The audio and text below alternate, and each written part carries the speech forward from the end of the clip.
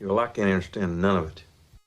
This one begat that one, and that one begat this one, and begat, and lo and behold, someone says some shit to someone or another. Just how retarded are you?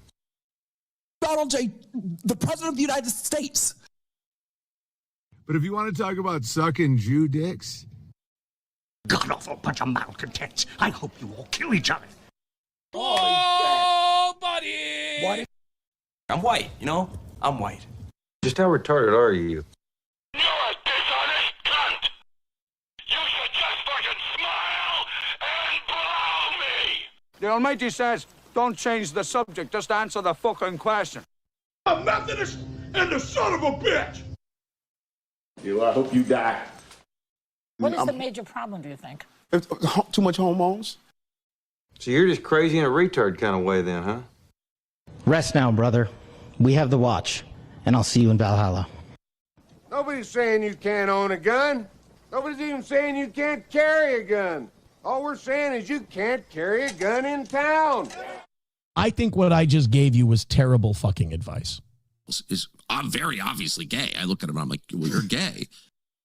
Wow. And there will be gorilla shit all over the army. Oh, no! Oh, jeez! You can act like a man! What's the matter with you? Faggot, what's next? You talk like a fag, and your shit's all retarded.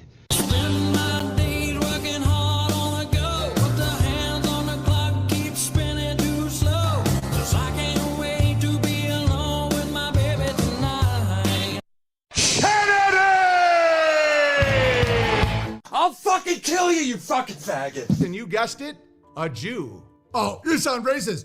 Good. Yes. Yes, I am. Do you personally dislike homosexuals? Of course, they're disgusting. That sounds like you're saying Jews. You little bastard, you attacked my stepson? In certain extreme situations, the law is inadequate. In order to shame its inadequacy, it is necessary to act outside the law, to pursue natural justice. This is not vengeance. Revenge is not a valid motive, it's an emotional response. No, not vengeance. Punishment. Tonight we have a chance to say, yeah, you're right. We're too extreme. We're too wild. We're too out of control. We're too full of our own shit. Or we have a chance to say, hey, fuck you, you're wrong. Fuck you, we're right. Because you have all made it to the dance. Because believe me, this is the dance. Start the show.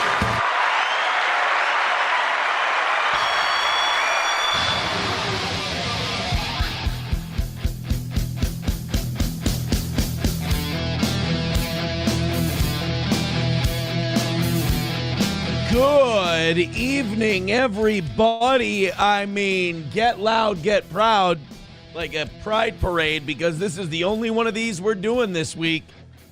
It's becoming kind of a theme. My daughter's had concerts 2 weeks in a row. We miss evening shows. Christmas, of course. We'll do one evening show. And the morning crowd already did part of the work for you. God bless.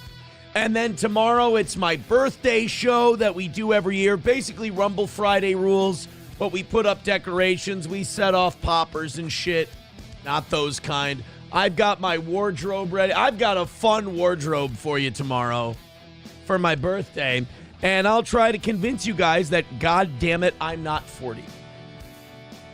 I keep hearing this 40 number being bandied about. I keep hearing people say, welcome to your 40s and shit.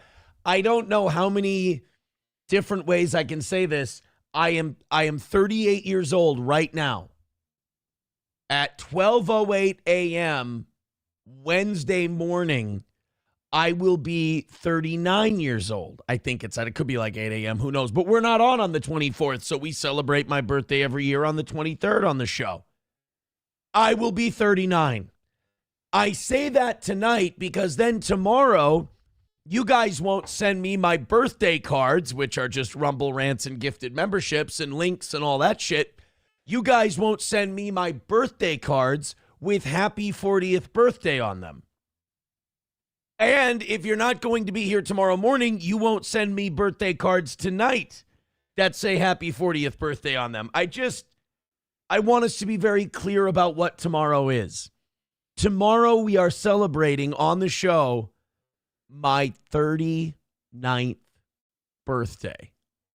And thank you so much for that. Starting us off tonight, thank you, Matthew Q. $5 says, happy birthday. Oh, and Merry Christmas to all of you. I just love bitching about old-time small-town radio stuff. So if you've ever got time, you know who to talk to as well. Oh, man. I haven't done small town, like truly. St. Cloud wasn't really small town radio. It was like mid radio. Like small town radio is like unrated, unranked.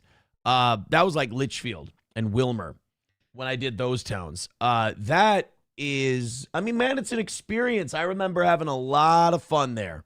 A lot of fun. I had a lot of creative freedom. I got started. No Pen 15 says, what's the PayPal link? I'm retarded. You want the PayPal link? Well, hey, No Pen 15. I mean, look, I am not one to stand between myself and money. Let's go ahead and give that bad boy. Let's give him the PayPal link. Here you go. At No Pen 15. There's the PayPal link right there in the YouTube chat, you lucky devil. Now, if you're here on Rumble, it's pinned to the top of the page. On YouTube, I pin the Rumble link to the top of the page. I like that. That's kind of my own little fuck you to YouTube with us being a Rumble program. We use YouTube on the side, memberships. I will be doing a members-only show this week, probably after I drop the kids off for Christmas. I'll do a members-only show. We'll get one in the can this week. We'll watch some shit. I was thinking about maybe watching some what-if videos and some black hole stuff. I'm fascinated by, like, how the world, like, if the world ended from a black hole, I just watching step-by-step what would happen to the Earth in that scenario. Luckily, you and I probably wouldn't go through the whole black hole thing because as the black hole got closer to Earth, the gravitational pull that keeps the asteroid belt away from us would be ripped free, and asteroids would probably just start pelting the fuck out of Earth before the black hole got here. So, I mean, if that helps at all. Joey with $2 says, did you watch that movie of that guy who wears blackface to win a scholarship to Harvard? Joey, the movie Soul Man has been, that's a pretty popular movie from back in the 80s. Yeah, I've seen Soul Man before, but thank you for sending me the link. I appreciate it. No Pen 15 with $2 says, what's the PayPal link? Oh, and there's No Pen right there. Oh, look at that. He says, happy basically 40th and gives us $20. Thank you. Wanna fuck? Let's fuck! Look, thank you for the $20, but I'm not basically 40. I'm turning 39 on Wednesday. So again, I appreciate the gifts. I appreciate the money. Anyone who wants to send me $20 for my birthday tonight or tomorrow is a friend of mine. However, if I could implore upon you, I am not 40 and I'm not going to be 40. Miss Tay with $5 says, hi, fatty. Hi, Miss Tay. I think she meant me. Can you please unban Kipcast on Rumble, YouTube, X, and every social media platform as he is gay as fuck? Here's my thing. I have unbanned everyone on the YouTube thing, so unless YouTube mods are fucking around, I've unbanned everyone on YouTube. Kipcast is clearly available here on Rumble. I see him in the chat. I don't think I have Kipcast banned. So he's there. He's there. Sam Show loves Jewish dick says the part with the watermelon and hypodermic needle is fucking hilarious in that movie. Look, we don't usually quote Soul Man on this program. Thank you, Miss Tay, for the $5. Honky says happy belated 31st birthday to the blonde homewrecker April. What's her name? I I feel really uncomfortable. I either have to put a piece of mail back in my mailbox to have the post office just come grab it, or I have to I don't know if I have to give her new address to the post office to have them send it to her or what the deal is. But a piece of mail came from April from Centricare today. I didn't open it, but it's from Centricare and it's got her, I know that she used to get these follow-up things for a tumor she had removed, so it's probably something like that. But it was from the Centricare cancer unit or whatever, and they always want to send her checkups every year for that tumor she would always talk about on the show. So I'm assuming that's what it is. But I got to I think I have a responsibility to send that off somewhere. I don't fucking know. Why do I have to be involved at all? But yeah, no, I got that in the mail today. And then my the Minnesota unemployment unit or whatever the fuck it's called. As a business owner, I get my updates on the new unemployment rates for next year. That's always fun. You know what's wild about that? They never go down. Whether it's the paid leave thing that I'm going to sign up for on the 31st, the last day I'm obligated to, because I think our paid leave policy is fucking retarded. We'll have plenty of money now that we're not going to be defrauded out of billions of dollars every year, I suppose. But yeah, I got that. I got my unemployment stuff. When you have a business, the end of the year, your mailbox is always a really fun place full of I don't give a fuck, but shit I have to do. It's fun. Papa Shop says you were the tumor. Kipcast says she removed a huge tumor when she left you. I mean, some would argue that the feeling was very mutual. I think the feeling was very mutual. Joey Caravello says April was lucky to be married to Aaron. I think both of us, if you asked us today, would say, boy, wish I could have that one back. Really wish I could have that one back. Not just me. I'm saying her too. Me, her, both of us would say, would really like to wash our hands of that one. By the way, Kip Cass wants me to say it. You know what, Kip Cass? You gift a membership or you throw in $20 or something, I'll say the line for you. I'll say the line for you. How's that? You gift a membership or you drop a little birthday card in, I'll read the thing for you. Also, we are 25 memberships away from 500, which is kind of fun. Kind of fun to only be 25 away from 500. I fully expect to be there tomorrow during the birthday show, but I don't mind getting there early. That's what Kipcast says you will say it. I won't say it, unfortunately, because we don't do that anymore.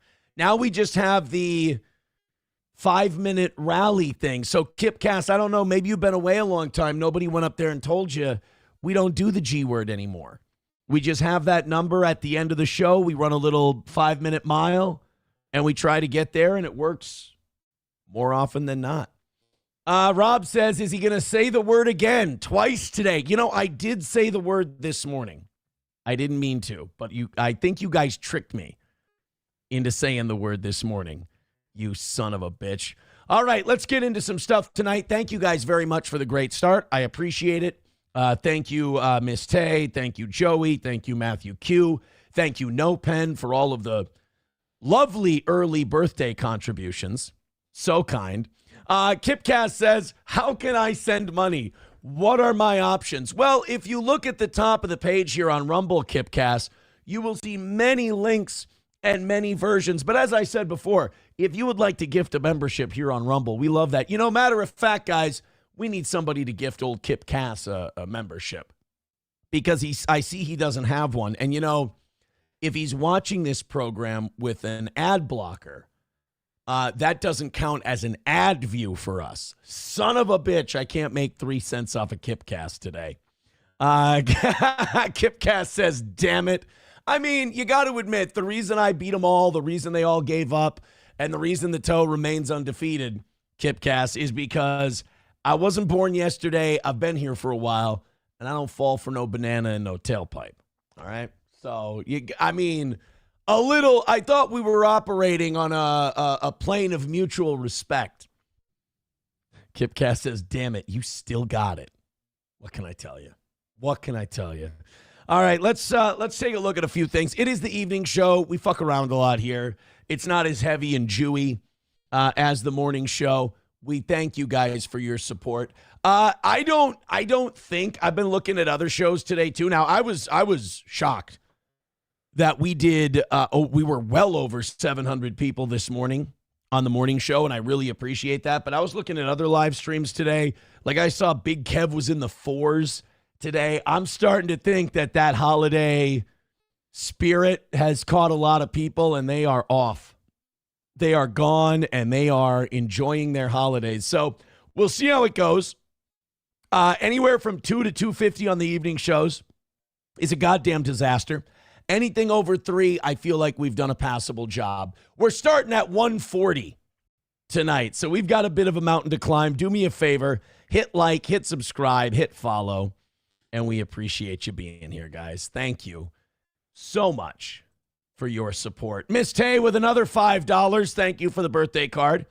Says, happy 40th, Aaron. You really are old as fuck. Be careful, as your bones are now extra brittle. I'm not 40. I will not be turning 40 on Wednesday. Tomorrow's show, I want to be very clear, is celebrating my 39th birthday.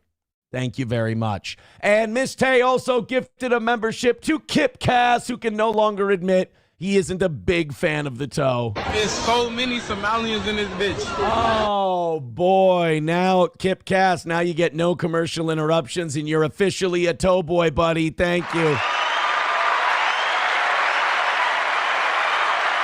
Thank you very much. Joey Caravello says Aaron is John Brittle. One of the Brittle brothers. Thank you. A little, what do you call it? A little Django reference. Mikey Two Milk says, happy birthday, Aaron. You don't look a day over 41. Get your prostate checked. Shut the fuck. Again, we're celebrating number 39 on tomorrow's show. Kip Cass admitting that this is a horrible defeat. You know, I got to say something. Why can't more people online be like Kip Cass? It's obvious Kip Cass is not a big steel toe fan, but I'm having fun with him. He's having fun with me. It's a good time. Nothing breaks my heart more than watching someone take this shit so seriously that it fucks up their day. I got to say to Kip Cass, and I'll never compliment him again, he's doing it right. He's doing it right. Hobo Chili Recipe, another guy who's doing it right with the muscles that he injects olive oil into. Terrible cardio, this Hobo Chili Recipe. I drag him into deep water and drown him by round 4. Hobo with $1 says, happy birthday, faggot. Now die. You need commas in there because that is a run-on sentence. Completely nonsensical. But then again, you're an AP retard. Joey Caravello says, hey, Aaron, did you eat out April's ass? A gentleman never tells, but no, I'm not an ass-eating kind of guy. I'm just not an ass-eating fella. It's not one of my favorite hobbies. You know, it's like hockey. You know, I understand a lot of people love hockey. Not my thing. Not my thing. All right, let's talk about DK Metcalf. If you guys didn't see, and this is a big deal, Pittsburgh beat Detroit yesterday in what was really a controversial game. It ended on an offensive pass interference by the Lions on a push-off, on a play where they had scored a touchdown to win the game. Time expired, so they didn't get to run another play. And now the Steelers have taken a 1-game lead over the Baltimore Ravens in their division with 2 games left. So the Steelers are in control of their own destiny. If Aaron Rodgers and the Steelers win their next 2 games, they win the division, they go to the playoffs. If they lose one and the Ravens win out, there could be trouble for the Steelers. So these next 2 games are very important. And now they've lost their star receiver, DK Metcalf, for those 2 games after he assaulted a fan. Now, there's conflicting reports on what happened here. DK Metcalf says a Detroit fan called him the N-word. I believe it. Detroit fans are garbage. Other people have said that the fan called DK Metcalf by his government name. And I'll be honest, I don't know what the DK stands for. As we previously, the fan claims he simply called DK by his full name, but Metcalf Circle told Chad Johnson something much worse was uttered during the interaction, racial slurs and the C word. Oh, he hit him with an old CN, huh? You don't hear that very often. That's like a triple axle in the heckling world. The fan, Ryan Kennedy, has since denied ever using any such language. Yeah, not a dumb move. You gotta deny using that language because the way shit works today, this guy will be fired. I mean, his job will say, we don't want to be associated with you. I mean, it's a viral sports moment. We're just going to avoid trouble and cut you loose, and you can deal with this on your own. But DK responded not so kind. This is the clip. This is what DK did to the Detroit Lions fan.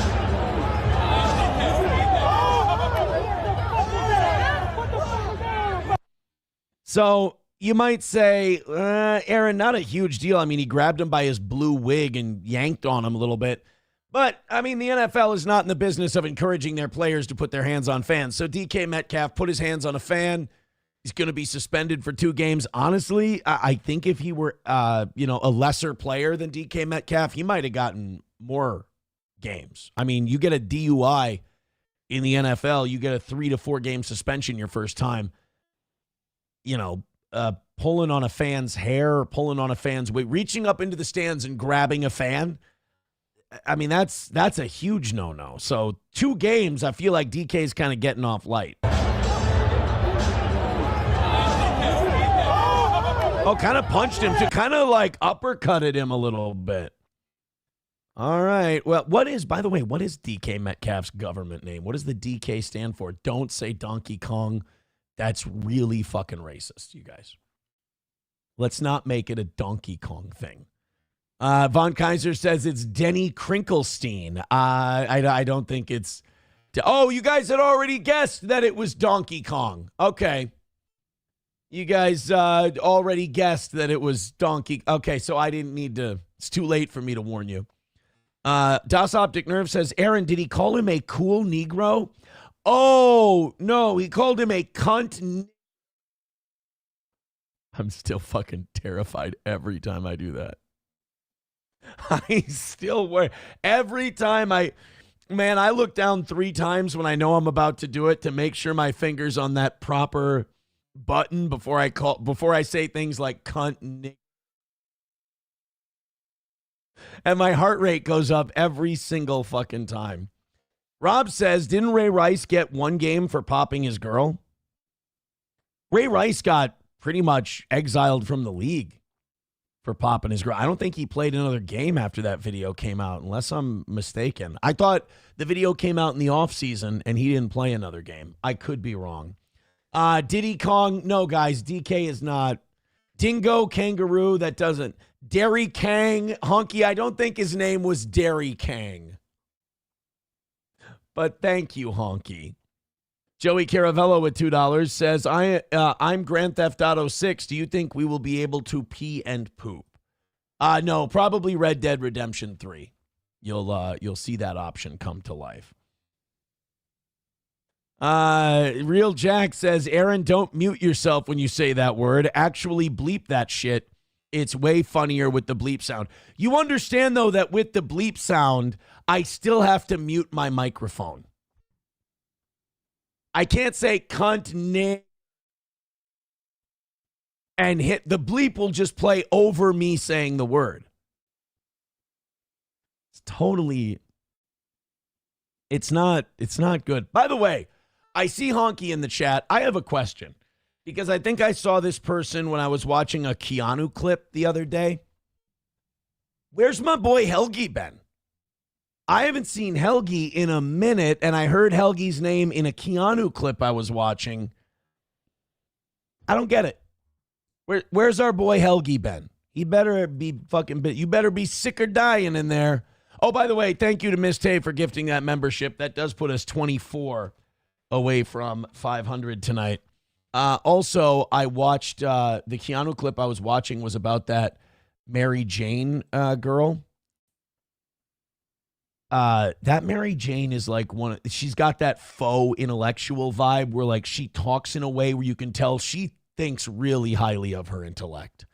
And she kind of outkicks her coverage a lot of the time. Like she takes on heady subjects and she talks very slow and calm about them. You can tell she's really impressed by her thought process and her intellect. And usually that's a good sign that someone's completely full of shit. And I'm watching, and not that you know who any of these people are, but her and Keanu were getting into some kind of beef. So I was watching her watch Keanu, I guess. And she's an expert on the trans issue. She knows all there is to know about the trans stuff. And like, again, it's like any of these other clips I watched about 2 minutes of it and I went, I can't fucking handle this. Like, this is way too retarded. Way too retarded.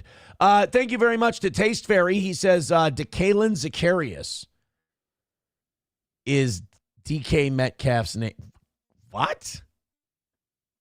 Decalen Zacharias. I mean, I get where he gets the DK from, but it should be DZ Metcalf.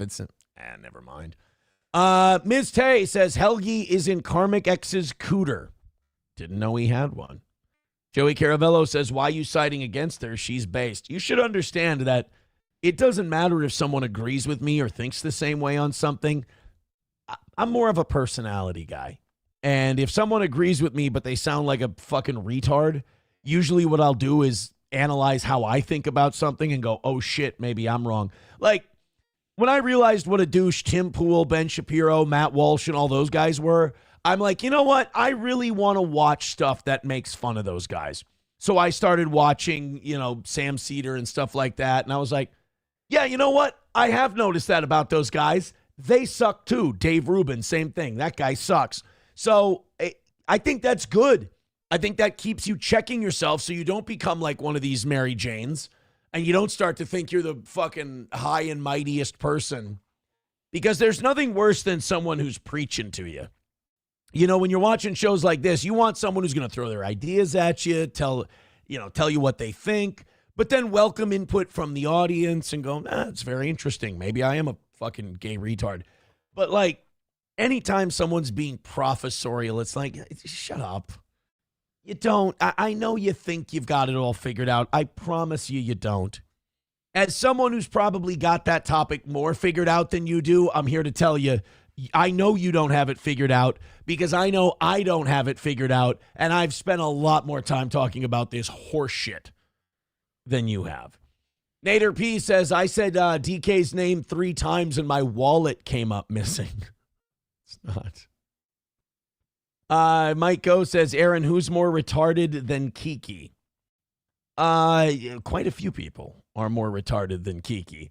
Bapa Shab says, you are, in fact, a gay retard. Yeah, that's called self-awareness, bitch.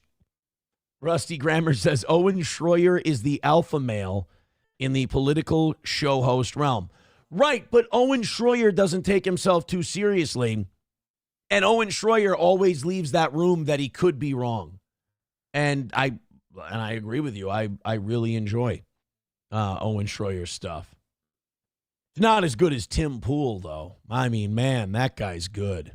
Hey, isn't Tim Pool retired now? Didn't Tim Pool say that the 19th was the last day he was ever going to do streaming again, and he was totally not grifting his audience to, beg them for super chats and get them to give him money and then say, oh, we love you, Tim.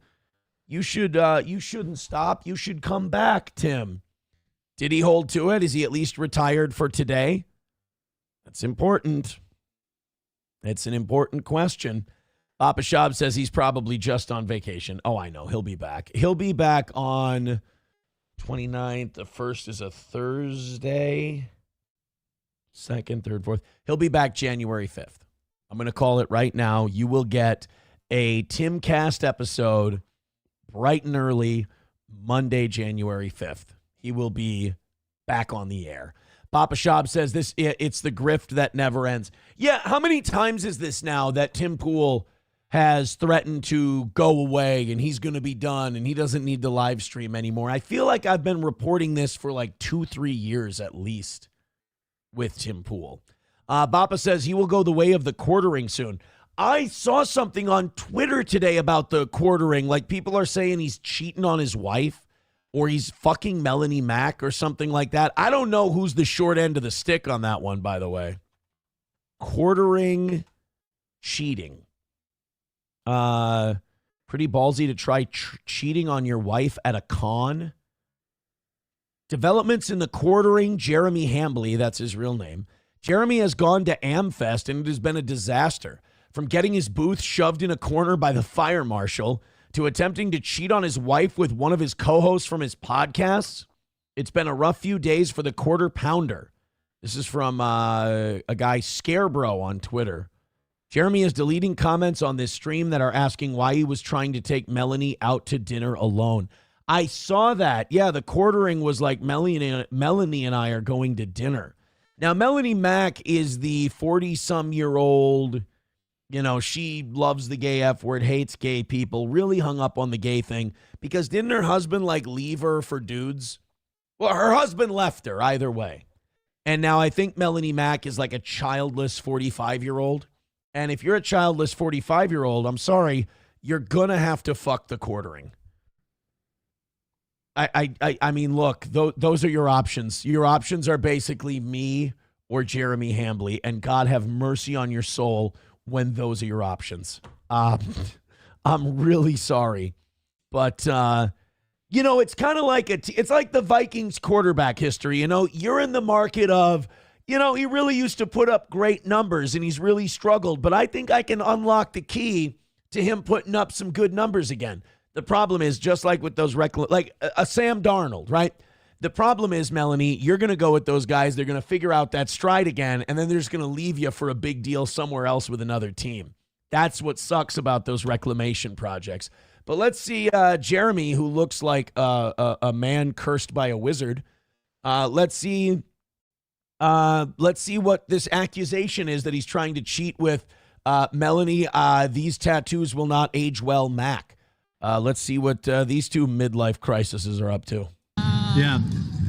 Melanie and I will be watching the football game tonight, and Hannah Claire will probably be going somewhere family-orientated. I don't know who Hannah Claire is. People are going to have to fill me in on quartering lore. You guys brought this up anyway. Can I watch football with you guys? You can. I would love that. Oh, yeah, that would be fun. Wow, thanks, Melanie. Whoa. Okay, I get where people are saying he's trying to cheat with Melanie Mack. This Hannah Claire was like, can I come watch football with you guys? And they go, yeah. Oh, sure. With the restaurant that we were going to go to together as friends. You know, that person that you wanted to go just you two, but he's cheating on his wife. So he wants it to be just them. But, like, you can't tell this third wheel that they can't third wheel it because they don't think they're a third wheel because you're married, you fucking weirdo. So they have to do oh, of course. Yes, you can come join us. Ooh, I like this clip.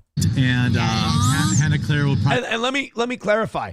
As someone who's cheated a lot in his day, I can be the expert on this thing. If you are married, you cannot go to dinner alone with another woman. I'm sorry, especially not a single woman. That's cheating, my man. You cannot do that. One thing, look, Mike Pence didn't get a lot of shit right, but you cannot go to what is traditionally considered a date atmosphere setting with another woman if you're a married man. It's not okay. It's disrespectful. Maybe going somewhere family-orientated. I can't watch football with you guys? You can. I would love that. Oh, yeah, that would be fun. Wow, thanks, Melanie. Oh, you didn't even finish that. Quarter Pounder was going to say, oh, yeah, that would be fun. He went, oh, yeah, that would be fuck.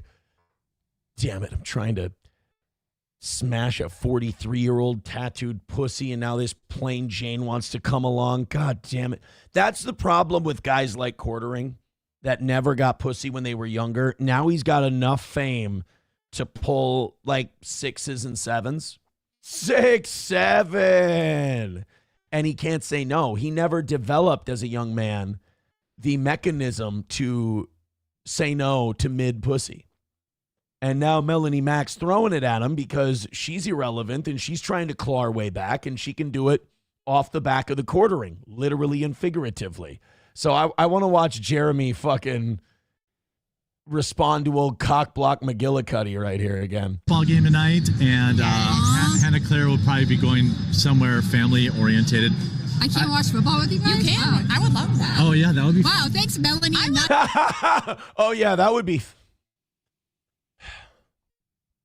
I love it. Yeah. We just didn't know if you wanted to, but I would love it. I'm great at watching sports. And by We that, just didn't know if you'd wanted to, but we would love it. That means they didn't want you there. They're trying to be sneaky Pete's. By the way, all these moral conservatives that are at AmFest, you know they were all fucking and sucking and licking and flicking. You know that they were cheating all over the goddamn place at that America Fest. I mean, I'm solidly okay. Well, yeah, well, we got to figure out where we're going to go. I have a dinner. So, does Jeremy have to climb all the way out of Crowder and Shapiro's ass if he's going to fuck a girl, or can he do it comfortably from inside their anal cavity? That's the ultimate question. Place I want to go, but I got a call. Okay. A football game tonight, and Hannah Claire will probably be going somewhere. Oh, my God. Oh, wow, you're right. She was kind of like sending out the vibes of like, I don't want to go with this giant fucking ogre.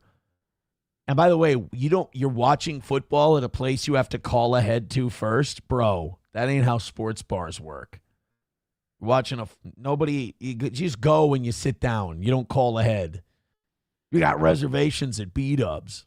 I want to go, but I got a call. Okay. A football game tonight, and Hannah Claire will probably be going somewhere. Claire will probably be going somewhere. Melanie. So, yeah. Oh, man. So, Melanie doesn't want to go out with the quarter pounder. Why don't you just say that then?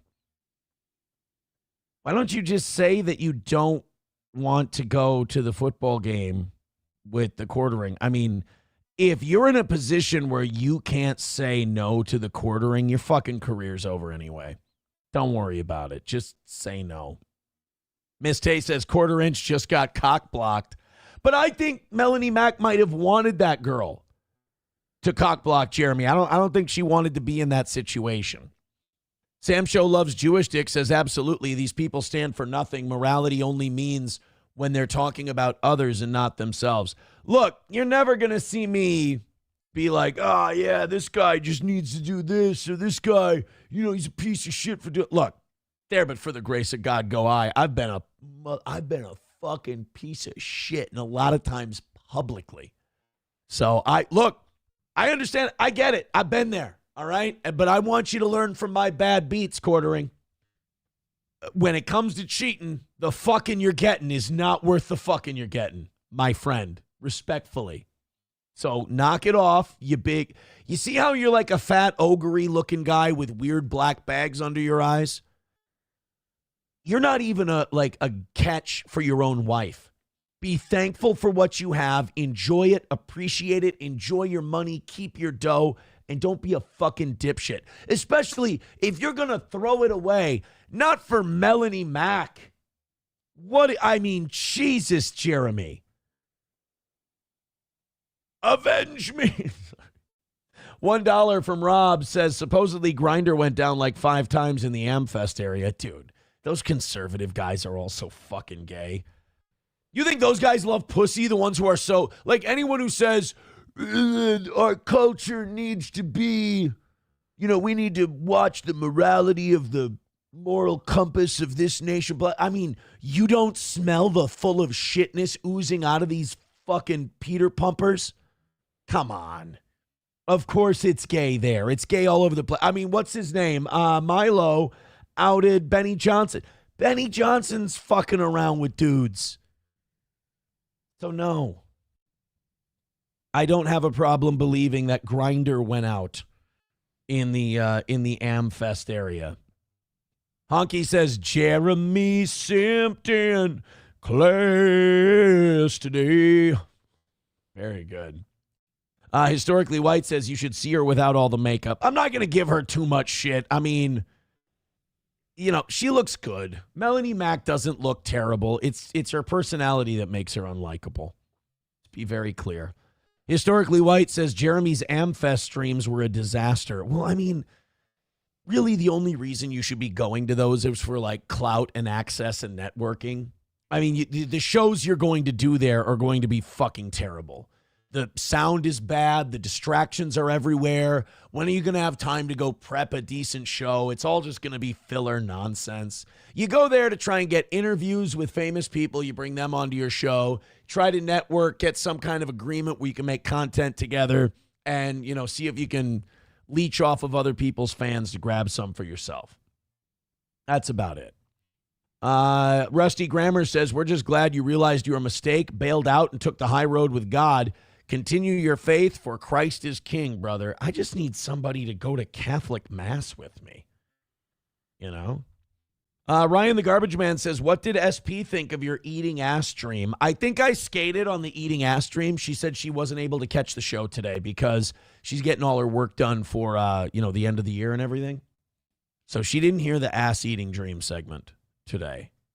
But it was weird that I was at a wedding for my first ever, my high school girlfriend. And SP and I were trying to figure out a way to stay overnight so we didn't have to drive home so we could drink and I could golf at the golf course they had there the next day. And then fast forward in the dream somehow, I'm eating her ass. She's standing up facing a wall. I'm eating ass. I don't know what the fuck happened. I'm not an ass-eating guy. And here in my dream, I'm eating some butt. If somebody can break that down for me, I don't know. I would welcome the advice. Nomo says Benny likes the Johnson. That's the rumor.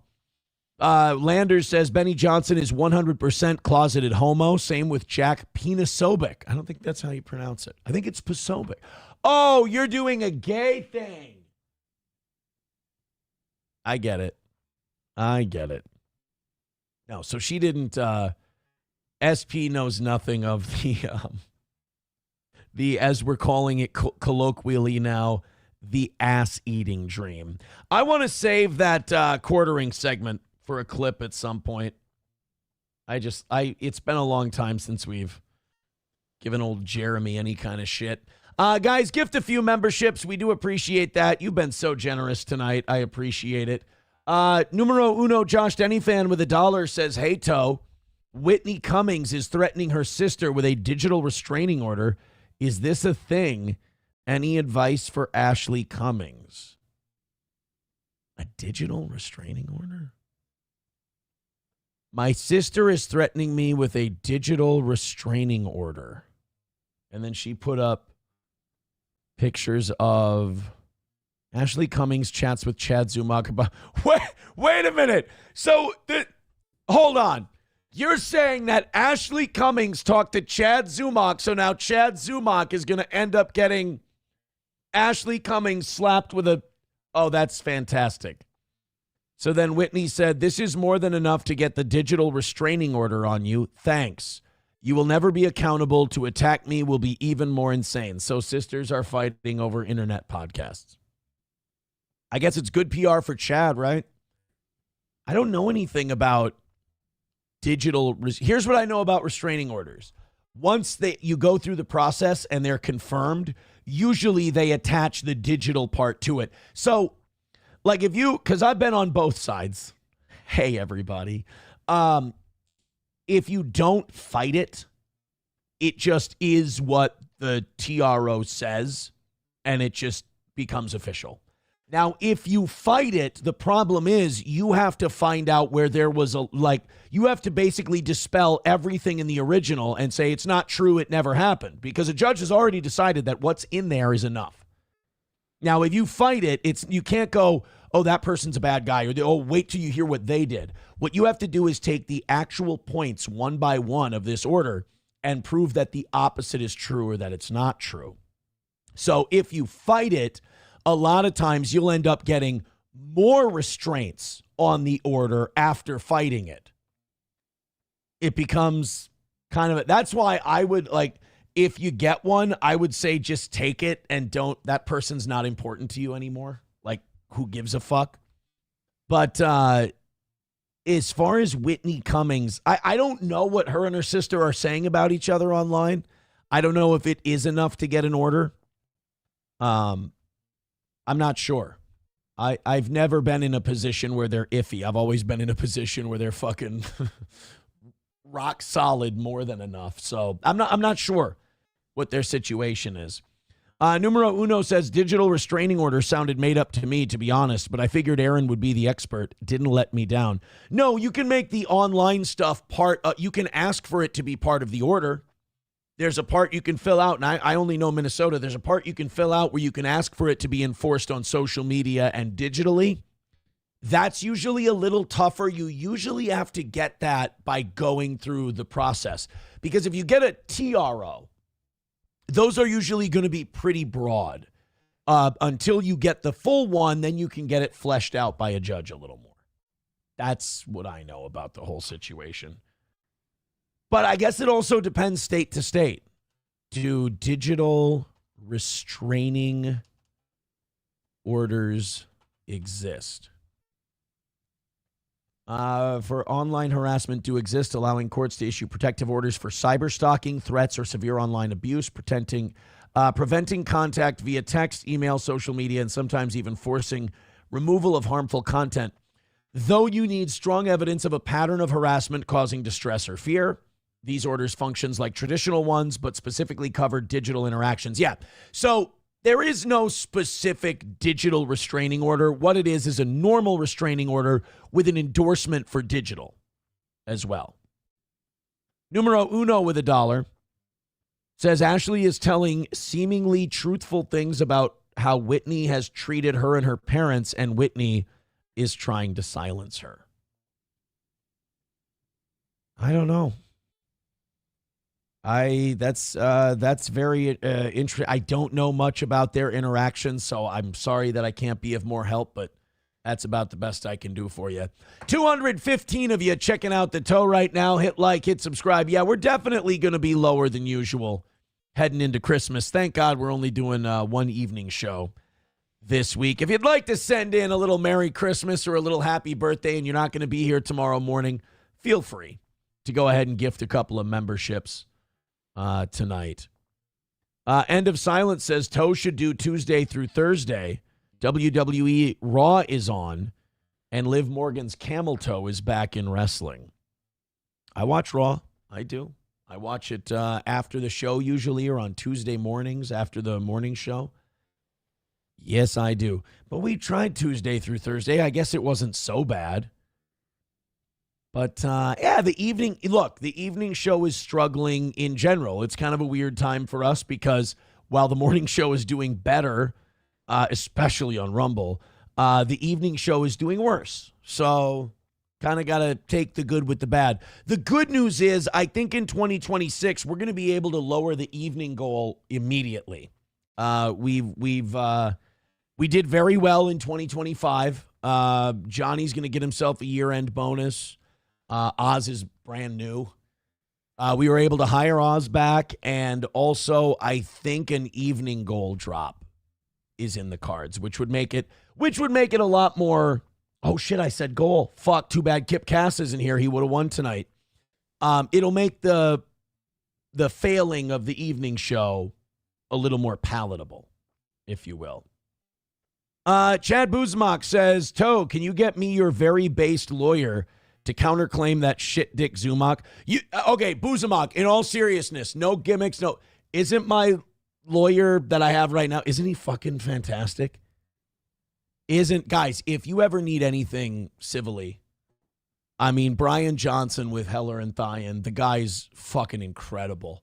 I mean, I guess a lot of people have seen his performance on Zoom. They've seen it publicly. And I remember after that, when the internet just blew up with like, Jesus, Imholt should have got this guy for the criminal case. This guy's fucking incredible. He's really, really good. And he is. I mean, the guy is, I'm blown away by the terrible choice of words. I'm blown away by this guy. He's really, really good. And he's a funny guy too. Like, he's really cool to like hang out with. You know, when we're sitting there ready to go, comfortable with our shit, you know, we're just sitting there waiting for everybody. And the guy, he's just a really funny guy. He's a funny dude. Numero Uno says the new lawyer was shockingly good from what I saw. Yeah, he's very good. But no, honestly, Buzamok, I don't know what state you're planning to do. If you are looking for anything legal, if you want to get in touch with me privately, I can put you in touch with the guy and see if it works for where you live. I don't know how many states he's licensed in, but I would love to help you out. And he is very, very good. He says, if only you could have kept your mouth shut, you would have been free and gone. It wasn't even me. I kept my mouth shut. I've always kept my mouth shut. I made some bad associations on that end, and I should have known better. Thank you very much to End of Silence for the $5. Says, happy birthday to Jesus. Thanks for the show, you dumb faggot. Thank you, End of Silence. And Miss Tay gifting another membership. There's so many Somalians in this bitch. Thank you very much. And Chad Buzmak got it. Say his name and he appears. I believe in Chad Buzmak. He's the man. Buzmak's another guy who gets how to do the internet. He doesn't take this shit so seriously. Aaron's the worst guy in the world. I like this show that's based on Aaron, so I can't ever have fun with Aaron. Can have fun with everybody. Stop being so fucking copy. It's weird. Hey, you guys ought to call the anti-steel toe crowd ought to do a podcast called Copy and Anthony. Am I right, everybody? Oh, this guy's on fire. Oh. Copy and Anthony. Now I got to steal from Husey. Hit the like button. That's what I had to do. I got to start stealing from Husey more. I know nobody's ever said that in podcasting. That would definitely make me an original. Nobody has ever stolen from Husey because why, right? But I could do that, and that would be incredibly original of me to steal from him because nobody would take such a risk as to steal from Husey because some would say he's probably a closeted homosexual. Hit the like button. I like it. I do. Numero Uno says, if only he had the sense to not be friends with Gino, you could go down a whole line of if only. Numero Uno says, Aaron's right. Shitting on every show is the way. Unfortunately, a big Dabbleverse show has me blocked 6 ways from Sunday. Well, that's because you tell him the truth.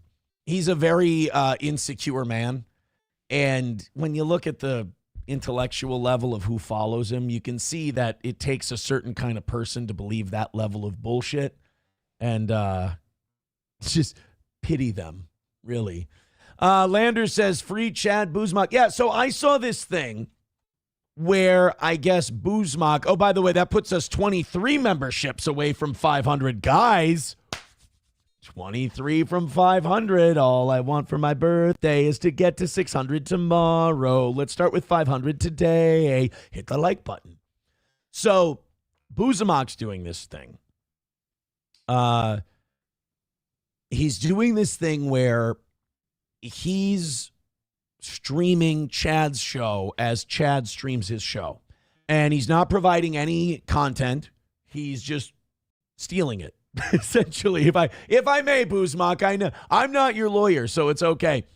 He's just stealing it. He's just restreaming it. He's not providing any commentary, anything like that. So Chad is striking it. Now, I have 2 opinions about that.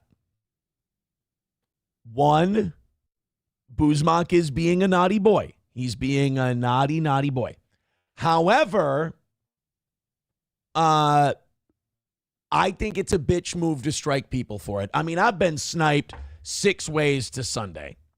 I've been sniped every day, every way, whatever. And you know what I did? I just went, hey, if I'm such great fucking content that people can't do their own content, they have to watch mine, then great. I've got a bigger audience. More people are watching my show. Even if it's 500 people are watching somebody stream Snipe the Toe and we got 700. There is a chance that out of those 500 people, 450 of them hate your fucking guts, will never love you, and want to see you die. But that leaves 50 who might watch enough and start going, oh shit, I'm unironically starting to like this show. And you can grow a little bit. Who gives a fuck if they're stream sniping you? Go out there, fucking rip a great show, be way more entertaining than them, and grab a few new fans out of it. I know we've done it. When we started getting stream sniped and shit, we had 500 to 600 people at a time watching us. Now it's anywhere from 650 on a bad day to 850 on a good day. So obviously we've grown. So ignore the people stream sniping you. Do your fucking show, lock in and kill it. Have that confidence. Boozmock says, I provide video drops and put my chats in chat room. It's transformative in a way. You know it's not transformative. Now look, I can't be on your side. I can't. Because what you're doing is against the rules. You are, and you know it is. But what I'm saying is Chad's response should be to no-sell you and just go crush it. That's my opinion on the matter. Boozmock says, first of all, though, his first strike, he used a 2-week-old episode to copyright a December 19th snipe. It's a fraudulent claim, no matter the snipe. Well, I tell you what, why don't you contact me and I'll give you my guy's name. 242 of you checking out the show right now. We might actually salvage a decent one out of this tonight. Keep gifting those memberships and being friends of the show. I appreciate you guys. Thank you so much. Sam Show says you could give Boozmock a spanking. He'd like that. You'd get something out of it too, gay boy. Thank you. Lander says Aaron and Boozmock hot tub stream. My hot tub stream days are done. I should delete that members only stream that I that's embarrassing. If it's not gone, I should go get rid of that. Oh fuck. Yeah, no more hot tub streams for you, boy. All right, we talked about this morning. So do you see how hard it was for me to shake that off? That disgusting putrid. Do you see like it took? I'm like, oh, hot tub streams, terrible idea. Like April and I have one, and it needs to go away. I think it's members only at this point. We were at a hotel or something, and we streamed it, and I think it's on the members only, and it's so cringe. It's so bad. The cleaner says, remember, Boozmock making clips of you coming out as gay is transformative. I suppose it is transformative. If he admits that it's out of context, then yes, it is transformative content for sure. Tim Finman says, now quick, someone go grab that stream and clip the heck out of it. Motherfucker. Honky says, I only masturbated 16 times to it. I do look good. I do look good in that video. I will say that. All right. This morning we were talking about Nicki Minaj at America Fest. Hit the like button. And, she's all Christian now and she loves the Republicans.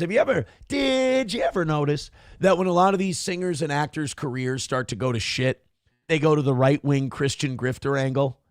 You know, when it all starts to fall apart, all of a sudden they all found God and they all think the libs are terrible. But boy, when they were raking in tens of millions of dollars a picture, they didn't think that those libtards were so bad. Like Kelsey Grammer, only after Frasier and all that shit was done and he was doing Money Plane, did he all of a sudden now think that the libtards are bad and he's a conservative man of God? John Voight, well, you know what? Voight's been conservative even when he was getting good roles. I'll give him credit, and Chris Pratt. Chris Pratt was getting those huge Marvel checks, and he was talking about Jesus and Trump and all that shit. So those guys, I think they get a little credit. But there are some people like Rob Schneider and Nicki Minaj who the careers start to, the nose of the plane starts to go down a little bit. And then all of a sudden they go, hey, guys, did I mention I'm base as fuck and trans people are weird and Jesus rules? And you're like, oh, God, not you again. So now since Nicki Minaj showed up on the Turning Point USA stage, people have gone back and they went, I wonder what Charlie Kirk would have thought about his wife bringing up Nicki Minaj on stage. Well, wonder no more, because we have Charlie Kirk's recorded thoughts on Nicki Minaj, and we'll get to them in a moment. $1 from numero uno. He says, do a hot tub stream with Oz. A sure big money idea. I can promise for every $20 I'll do the Grabbler end zone dance. But a hot tub stream with Oz, I mean, that's up to him. Yeah. Oh, Kevin Sorbo. People are saying Kelsey Grammer, Scott Baio. Oh, yeah. And Scott Baio, and who's the God? There was another guy who's like Scott Baio who went all conservative, and you could tell it was because his career went to shit. Not Kirk Cameron, because he's legit like a super Christian dude and always has been. Oh, but it's somebody in that era though that went right wing when their career started going down. Baba Shab says, I'm gay as hell, twin. Of course I like Nicki Minaj. Charlie Kirk, probably. All right, that's your wager, Baba Shab. You're saying that Charlie Kirk probably loved Nicki Minaj because he was gay as hell. Dean Cain, thank you very much, Taste Fairy Ialto. Dean Cain. When Dean Cain started doing exclusively Lifetime and Hallmark movies, all of a sudden God ruled, Trump is the way, and he's a right-wing fucking psychopath. Yes. All right. Oh, Lorenzo Lamas is another one. God damn, there's more than I thought. All right, this is Charlie Kirk on Nicki Minaj. Remember, Nicki was a big hit yesterday at America Fest. Nicki Minaj, Cardi B. Okay, Nicki Minaj is causing dads to leave the home. Hold on a second. I don't think that's a good role model. I mean, if your pussy gets close enough. Model for 18-year-old black girls. I don't think that songs that are talking about like glorifying wet female genitalia is. First of all, Charlie, you fucking gay guy. Just kidding. Wet female genitalia is one of the very few things in this world that will stop a man dead in his tracks no matter what he's doing. Wet female genitalia is a vibe. And it's a vibe I fully endorse. So don't sit here. That is one thing about conservatives I'll never be able to like be with them on, is like not monogamy. I'm trying to do monogamy. I want to be a monogamous guy. I do. I don't want to be a piece of shit my whole life. So I'm doing that. I'm doing it and doing it well. But this thing where conservatives are like, they're almost like Muslims in a way, where it's like no enjoying sex, no admitting that you like certain things about women that are fucking hot or anything. Like, yeah, you don't want to hear a guy sit there and go off about wet ass pussy for 5 minutes, but I also don't want to hear a conservative go, she shouldn't be singing about wet ass genitalia. It's like, I would like to hear her thoughts on it just for a while if I could. I mean, I'm not against it. What do you want? Dry ass pussy? Don't be gay, Charlie. All right. Now, I understand him. Like, I wouldn't want my children listening to that. But guess what? That ain't Nicki Minaj's responsibility. That's a parent's responsibility. Of course, the Jewish record executives are going to try and corrupt your children before they're old enough to know they're being brainwashed. Your job as a parent is to protect them from the people in music. Exactly. I don't know which one wrote that song. Which one was it? I think it was Ben Shapiro. Yeah. I like she, her, it. That's right. Yeah. But but by the way, only reason Charlie laughed at that is because he did hate Ben Shapiro, which good for him. The role models of the 1940s and 50s for Black America were completely different. So it is a representation issue. Hold on a second. No, not representation. It's who do you get your art from? It's what values are they putting forward? For example, more times than not, black politicians will lament the condition of America. It's systemically racist. It's terrible. What does that do to a 14-year-old black kid if you just find that you hear that everything is rigged against you? And first of all, do 14-year-old black kids listen to those politicians? That sounds like a gay, dorky thing to do. I think a lot of times these adults who are into politics, it kind of make the mistake that like everyone's into politics. It's kind of like when I was a kid and I first got into boxing, it was at a time when boxing was like dying, you know, like before Floyd Mayweather, but after Mike Tyson. So it was like the late 90s and you had like Roy Jones Jr. and that's about it. And Lennox Lewis was about to retire. Like it was going into a dark place. And when I started liking boxing, I made the assumption that everybody was into boxing. And I'd say my favorite fighter is Bernard Hopkins. And people would go, who? I go, you don't know Bernard Hopkins, you're fucking stupid. And then like more and more people go, who? And you go, oh, I'm into a niche thing.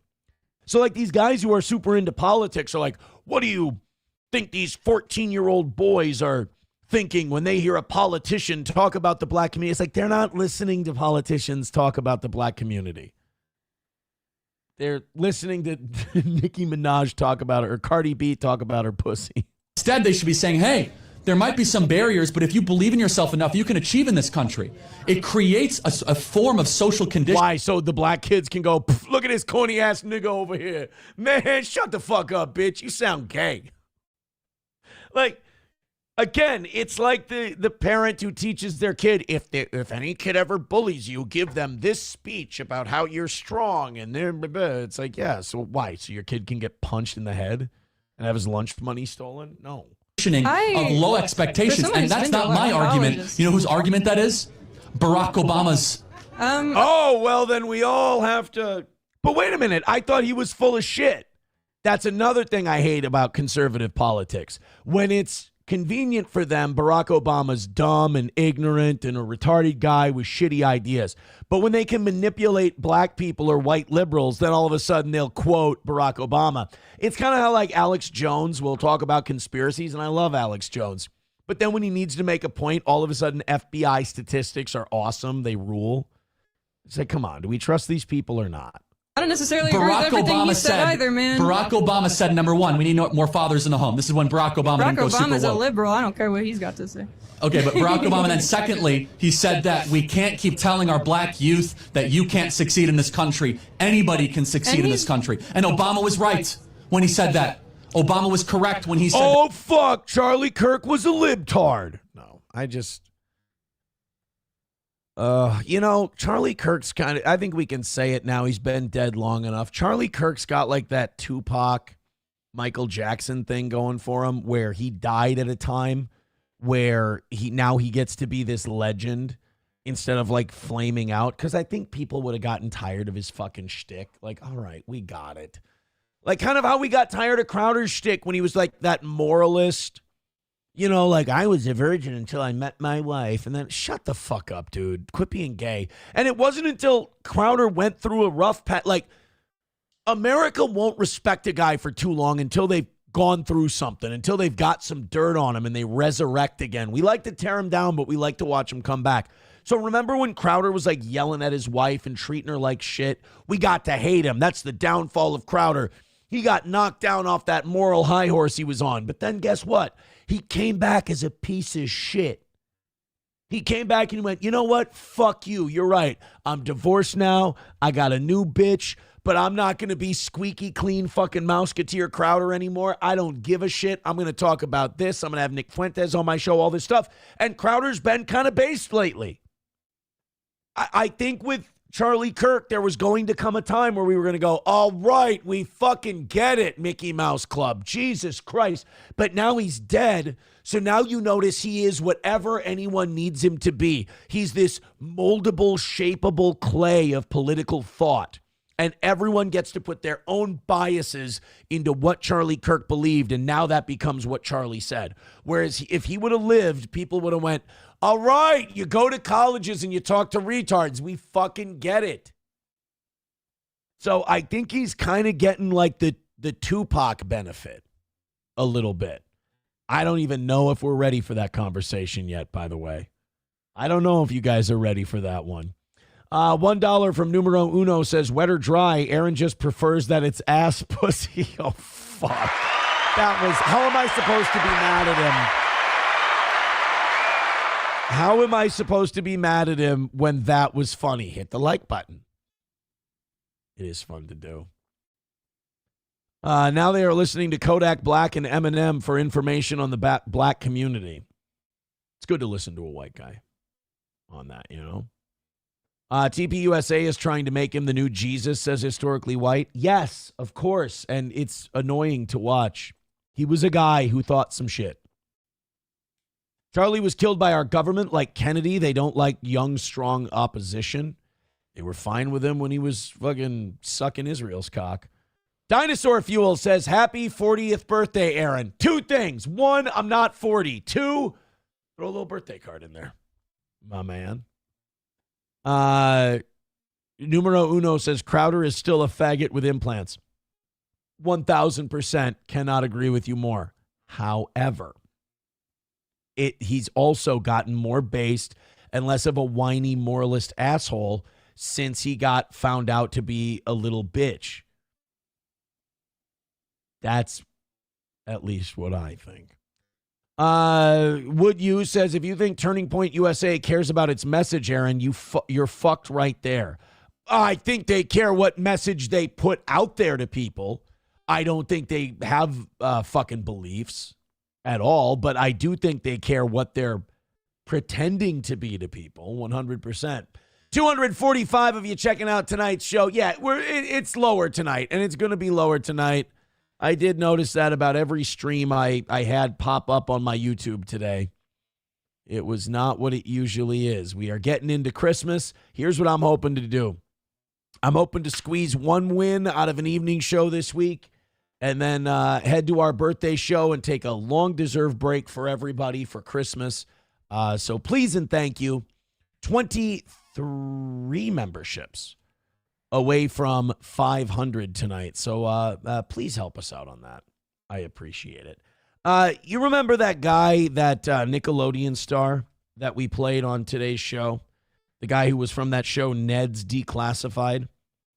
And that lady, filmed him and said, "Oh, aren't you that guy from Nickelodeon?" He's like, "Yeah, I was on this show," so on and so forth.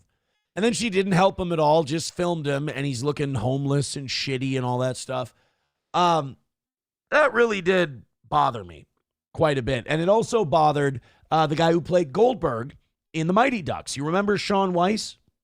We talked about Shaun Weiss quite a bit on this show a few years ago. Shaun got really bad into meth, and he lost a shitload of teeth, and somebody, it was kind of the same thing. Somebody saw him being interviewed without his teeth, and he was homeless and everything, and people rallied behind him, raised money for him to get new teeth. He got clean, and now he's doing well again. He's living a full life. And man, to show you that Shaun Weiss was a really good dude just trapped in by some demons, now he's saying that he's welcoming Tyler Chase into his home, saying he has a bed for him, but he needs help finding him. So Shaun Weiss wants to find this guy and basically pay forward one child actor to another the good luck and the good fortune he was given by others when he was down to this Tyler Chase guy. Let's check this out real quick. Very good for Shaun Weiss. And, dude, so cool when the recovery sticks for these people. I think it's one of the bravest things you can do. I have received many messages about Taylor Chase. I reached out to some friends of mine, and we have a bed for him at a detox, and we have a place for him to go and get long-term treatment, thanks to my buddy Mike Jordan at 1111 Recovery. All we need to do now is find him. I'm not in Los Angeles, or I would go look for him myself. We hear he's on La Sierra at Riverside. I don't really know where that is, but if anybody can go get a face-to-face with Taylor, please DM me so we can get him some help. I have an idea. Go find Emilio Estevez and Joshua Jackson. Give them duck calls and rollerblades, and you'll be able to get him to come with it. All I'm saying is it worked in the Mighty Ducks Part 2. Shaun, give it a shot. Don't you go, because everyone knows Goldberg can't skate. Time for the holiday. Thank you. That's awesome, man. I hope they find him, because I the shittier the world gets and the worse the news gets, the better I feel when guys like that turn it around. You need those stories more the worse shit gets, because sometimes I come off as a cynic, but I really do still have hope. I really do think things can work out, and that's probably stupid, but I can't live my life any other way. Otherwise, it's just always doom and gloom and depression. So when I see a guy like Shaun Weiss turn it around, or Tyler Chase maybe turns it around, I'm like, you know what? I needed that. That's a good deal. That's awesome. I'm built that way, I suppose. Roots Calhoun says they're getting the gang back together. Meth party. No, it's not. No, they're not. It's not a meth party. They're not starting a meth party. He's trying to help him get off of meth, Roots. Taste Fairy says the guy looks like his brain is perma-fried, though. Look, man, you don't abuse like cocaine and meth and the shit he abused for years without doing permanent brain damage. I mean, I knew a guy, did coke for years, and he's pretty clearly like fucking brain damaged from it, and just doesn't, just the light that used to be there, it ain't there anymore. And but I think when you can admit that, you can make the best of whatever's left. And I think that's what Sean Weiss has done. He's not trying to say, oh, no, the drugs didn't do any permanent damage. I'm totally fine. He's saying, no, yeah, who I was before the drugs is gone, but the person I am now, I can make the most of that. And I like that. I like it. The Cleaner says you're better off leaving Tyler Chase alone and hoping he dies in his sleep. I mean, maybe, but he wouldn't be. Miss Tay says also Corey Feldman, that guy is whack. Okay, yeah, but Corey Feldman is more of like a narcissistic manipulator, borderline cult leader guy. Like Corey Feldman was bringing in those runaways, those women. He was calling them Corey's Angels, and he was making them play in a band and making them play the music to all his songs and music videos he wanted to make.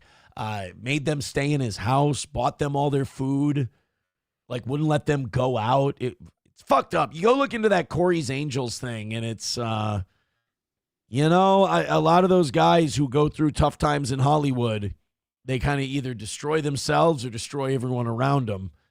Corey kind of went the other way, Root says, I've never done meth, but I hear tell it's a great time. I mean, I would hate to think these people are all destroying their teeth and their face and their lives for a shitty high. I mean, it's got to be good, right? People let it fuck up their entire lives. 09 Canyon says, we had a homeless man in my neighborhood growing up who was schizophrenic. The rumor was that he fried his brain on drugs as a teenager. I mean, and unfortunately, it doesn't take very long either. It doesn't take very long to fry your brain on that shit. It's too bad. Hit the like button. Throw in a few memberships. Do a little something. We appreciate the little start we got off to there, guys. Would appreciate a nice W for this evening show. Don't worry, Aaron. There is no hope for the future. Trump announced that we are going to build 20 new battleships and 100 times better than our current best, and they will be full of AI. We need this fucking Trump administration to end as quickly as possible. I mean, it is bad. Have you ever bought something that you regret having more than the second Trump administration? And do me a favor, leave Kamala out of it. Forget that she would have been the one taking over. I'm not talking about who else would have been in there. I'm just saying what you paid for, voted for, versus what you're getting. Has there ever been a bigger gulf between the two? I can't think of it. I can't think of being sold a thing and then when I bought it, getting something so unreminiscent of that thing in my history. Maybe you can. I mean, I can't even compare it to when I was young and I voted for Obama in 2008, after the crash and the wars and shit like that. And I'm like, yeah, Obama. And then that's when I got jaded because I was 21 when I voted in that election. It was my first presidential election. And I remember he's going to end the wars and he's going to make taxes fair and all this shit. And he did none of it. We're going to get cheap, affordable health care. We got nothing. We got fucked. We got more debt. We got more wars. We got more expensive health care that we were then forced to buy. Rough, man. I mean, but for me, Obama term one, in terms of how much I was let down, is matching up with Trump term two. It's, I think, on par. Hey, speaking of disappointments, I've got more news on, I got a little more Minnesota fraud update. We got to get as much news as we can get in tonight because after tonight, we're done. We've got the morning show tomorrow, which is basically a fun Rumble Friday birthday show. So we got to talk about whatever you guys want to get out there. And we're hoping that you guys gift a bitch load of memberships and load us up with a shitload of generous well wishes tonight. Thank you very much. So Liz Collin over at Alpha News, they've been getting a lot of really good publicity because they've been reporting this fraud stuff honestly, whereas the Minnesota mainstream media has always been very pro DFL, and they're being very careful about how they report this fraud stuff. It was Alpha News who first came out with the information that of the $18 billion in Medicaid welfare spending in Minnesota, more than 50% of it was probably going to be found to be fraudulent. The mainstream sources here in Minnesota, they weighed on that shit. For example, the CEO of the Star Tribune, the main newspaper in Minnesota, he worked in the Walz administration. That's where he came from. He left the Walz administration to be the CEO at the Star Tribune. So there's a definite conflict of interest there. So Liz Collin is someone who left mainstream news in Minnesota because they were giving her shit saying she was biased because she was married to the head of the police officers union, Bob is fine. It's the head of the Bob Kroll. There we go. She's married to him.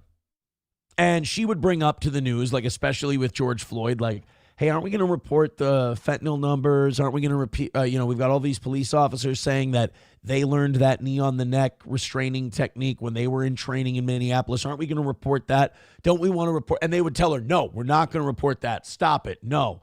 And she got so fed up and frustrated that this Alpha News, which is a nonprofit news organization, said, if you want to come here, we'll let you run the whole show. So she did, and they've been doing really, really good work. This is the latest on the Minnesota Somali fraud issue. Here's a look at this week's top stories from Alpha News. The U.S. Attorney's Office suspects fraud in Minnesota government programs could exceed $9 billion. Assistant U.S. Attorney Joe Thompson said he thinks a significant portion of the $18 billion spent on 14 state-run Medicaid programs could be fraudulent. When I look at the claims data and the providers, I see more red flags than I see legitimate providers. And so the way he's able to tell this is he can look at who's making the claim. He can look at the companies sending in the Medicaid claims, and when they all come from kind of that same Somali, those same companies, you've got them flagged. Whenever those companies come up in claims, literally probably in their program, it turns red. And he's seeing that over half of these claims are red. So out of the $18 billion, more than $9 billion is going to be fraudulent. Again, we're heading for a $5 to $6 billion deficit in the next budget biennium. So it makes sense that we were basically defrauded out of our surplus. And then the double whammy of that, a healthy portion of that money that these Somalis stole from taxpayers, they didn't even repatriate it into the economy and keep those dollars in circulation. They sent a big chunk of it over to Somalia. And a third of Somalia's economy is remittances sent from the United States. Overwhelmingly so, said Thompson, as he announced 6 more people were being charged in Medicaid fraud schemes. An exclusive Alpha News RMG research poll finds 57% disapprove of Walz as fraud concerns mount. Shit. When asked, and I'm going to tell you right now, I don't think Walz is going to make it to run for that third term. By the way, they took their first polling of the Republican candidates for governor in Minnesota. Mike Lindell won by 5%. So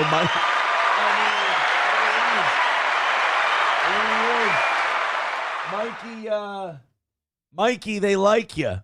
Mikey's in first place. That's going to fall down, by the way. Before the end of tonight's show, that shit's falling down.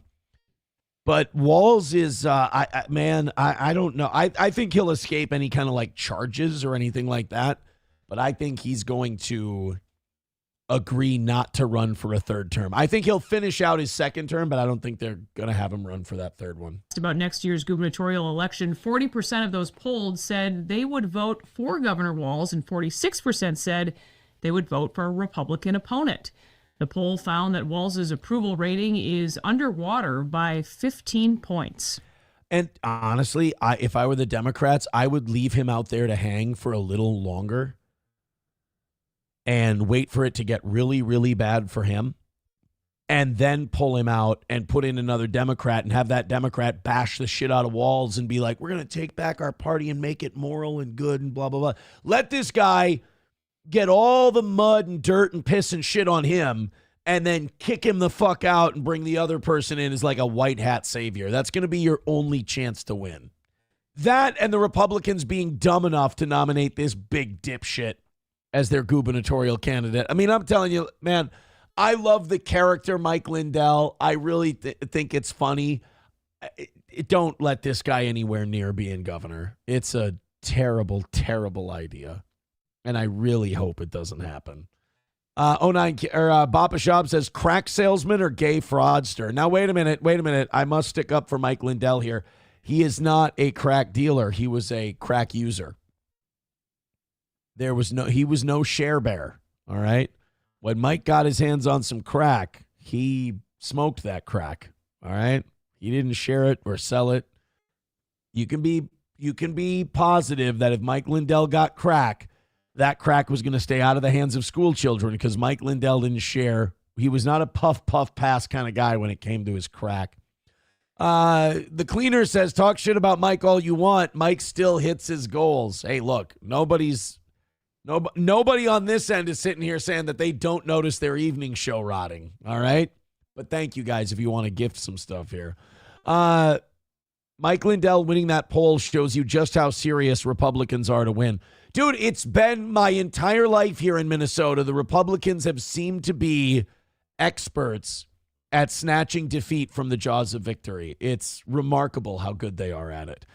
So now here in Minnesota, we have mayor turning on Tim Walz and saying that they want to know more about fraud. They're starting to, because, in a lot of cities and a lot of counties now, they're having to raise property taxes, raise local taxes because the state local government aid isn't going. They don't think it's going to be what it's been in recent years because of the deficit and because of all this fraud.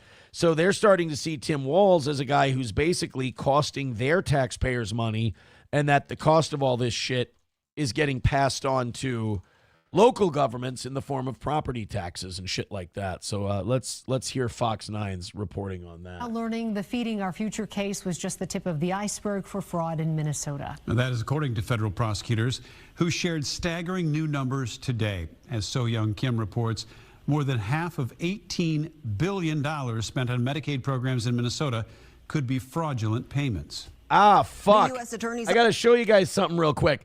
I was opening something for tomorrow's birthday show. Look at that. Owie. I took a staple right to the finger.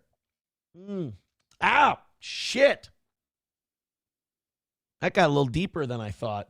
That's what's in it. No, I was opening my poppers. That doesn't sound good.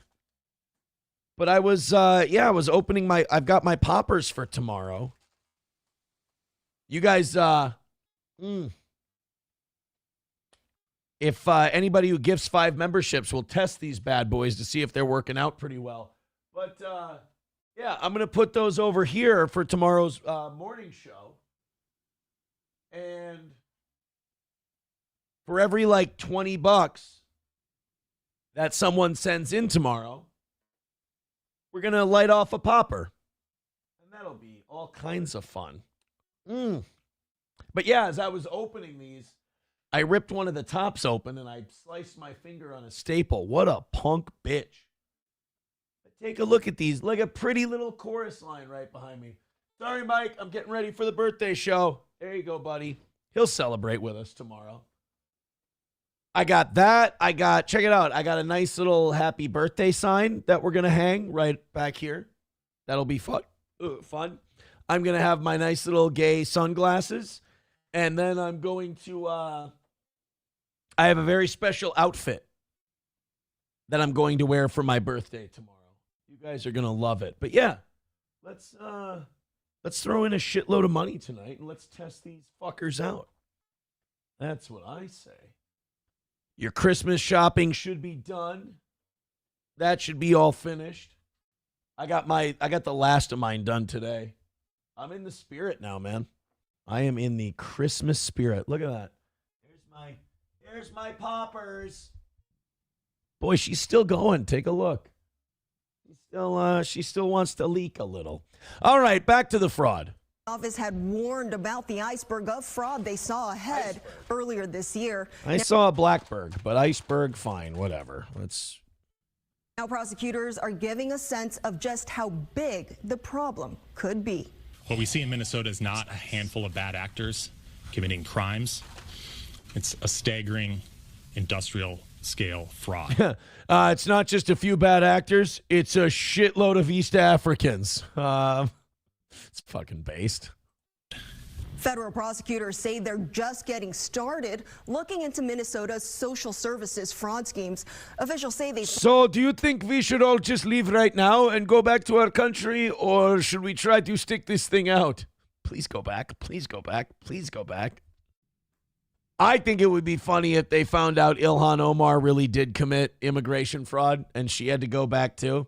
The only problem is, like, the guy trying to, like, send her back to Somalia is a guy I'd like to send back to Israel. So it's like I ain't on his side. Randy Fine, the guy who just loves dead Muslim children.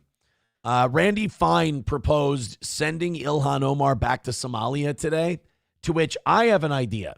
Why don't we agree to send Ilhan Omar back to Somalia only if we can agree to send Randy Fine to Israel? I would be okay with that switch. Flagged similar patterns of explosive growth in those programs. According to the Center for Medicare and Medicaid Services, the 14 Medicaid programs at the center of investigations in Minnesota have cost $18 billion since 2018 overall. Prosecutors say they aren't able to put a final figure to the scale or portion of fraud in the state, but Assistant U.S. Attorney Joe Thompson says he suspects it could be in the ballpark of $9 billion or more. And probably more, because if you look at how much money we were spending on these programs before the Somalis started to figure out how you could rip them off, we were spending like anywhere from 50 to 100 million a year on these programs. And now it's up to like $1 billion a year, $3 billion. Like, it's insane how much we're spending on this. I don't make these generalizations in a hasty way. So when I say a significant amount, I'm talking on the order of half or more, but we'll see. When I look at the claims data and the providers, I see more red flags than I see legitimate providers. So the majority of the reports, the people sending in these things, were the program was more fraudulent than legitimate. That's overwhelmingly revealing. And again, the employees who work for these departments said, we'd been warning Tim Walz, we'd been warning Keith Ellison, and they didn't want to hear it because that group was too important a voting bloc. But don't worry, there's no great replacement. And overwhelmingly so. And prosecutors say they expect to see additional charges in the coming weeks and months. Yeah, I mean, we just indicted 6 more. And as we uncover more fraudulent claims, there's going to be, again, more and more and more. It's going to continue on, man. It's just going to continue on. Freddie K raided the toe, I guess. I don't know where Freddie K is, but they said raid from Freddie K. Who is Freddie K? And do I have a notification that we got raided by I don't have any Freddie K notification, unfortunately. Historically White says Walz is gonna have someone clipped. I don't think Walz has that kind of stroke to get anybody clipped. He's just he's a Minnesota governor. He's not he's the guy that gets clipped, not the one that does the clipping. 274 is the number today. Hit like, hit subscribe, hit follow, and for God's sake, throw a couple of memberships in. It's my birthday on Wednesday. If you're not going to be here for tomorrow morning's birthday show, throw us a little birthday card. And we'd love to see it. We'd love to see just, we got a nice, strong W this morning. I'd like to see another one tonight and make me believe that these evening shows aren't a fucking disaster that are going to drag our whole little thing here down. Let's do the Chris Tucker thing. This is I think this is the first guy who's responded to the Epstein file stuff. So Chris Tucker was in, the small amount of Epstein files that they actually did release. Now, if you don't know, the Trump administration was mandated by law to release the Epstein files, everything we had. And they did.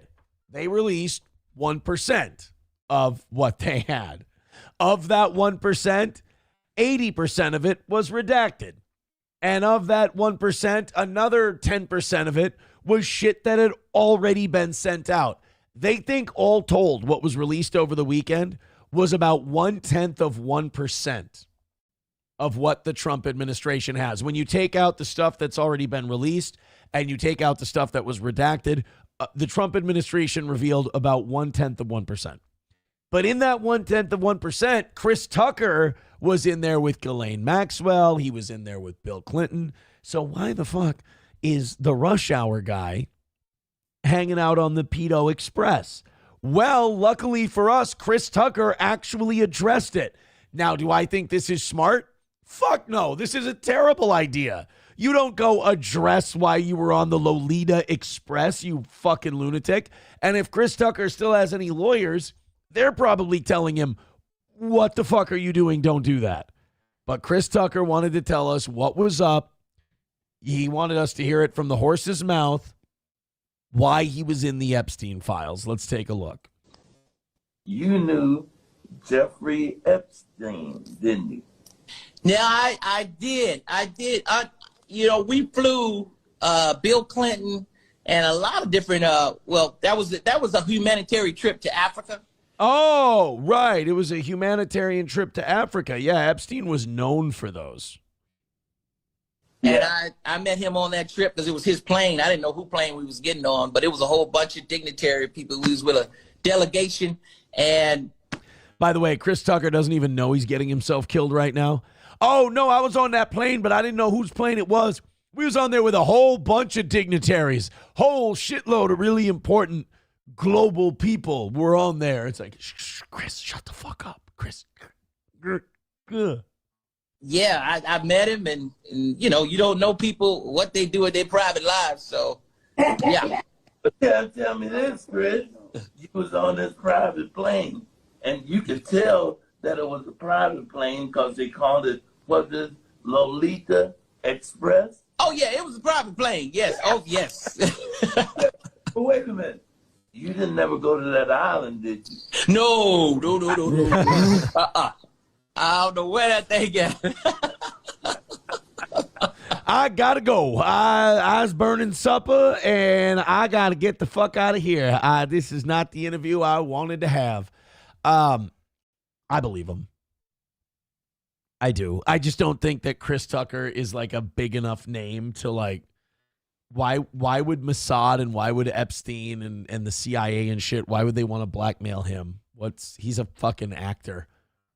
The dime a dozen. Now, I think that when it comes to intelligence assets and guys that are bought and paid for, I do think Jay-Z and P. Diddy are in that group, but they're like businessmen. They got bigger than just music and movies and shit.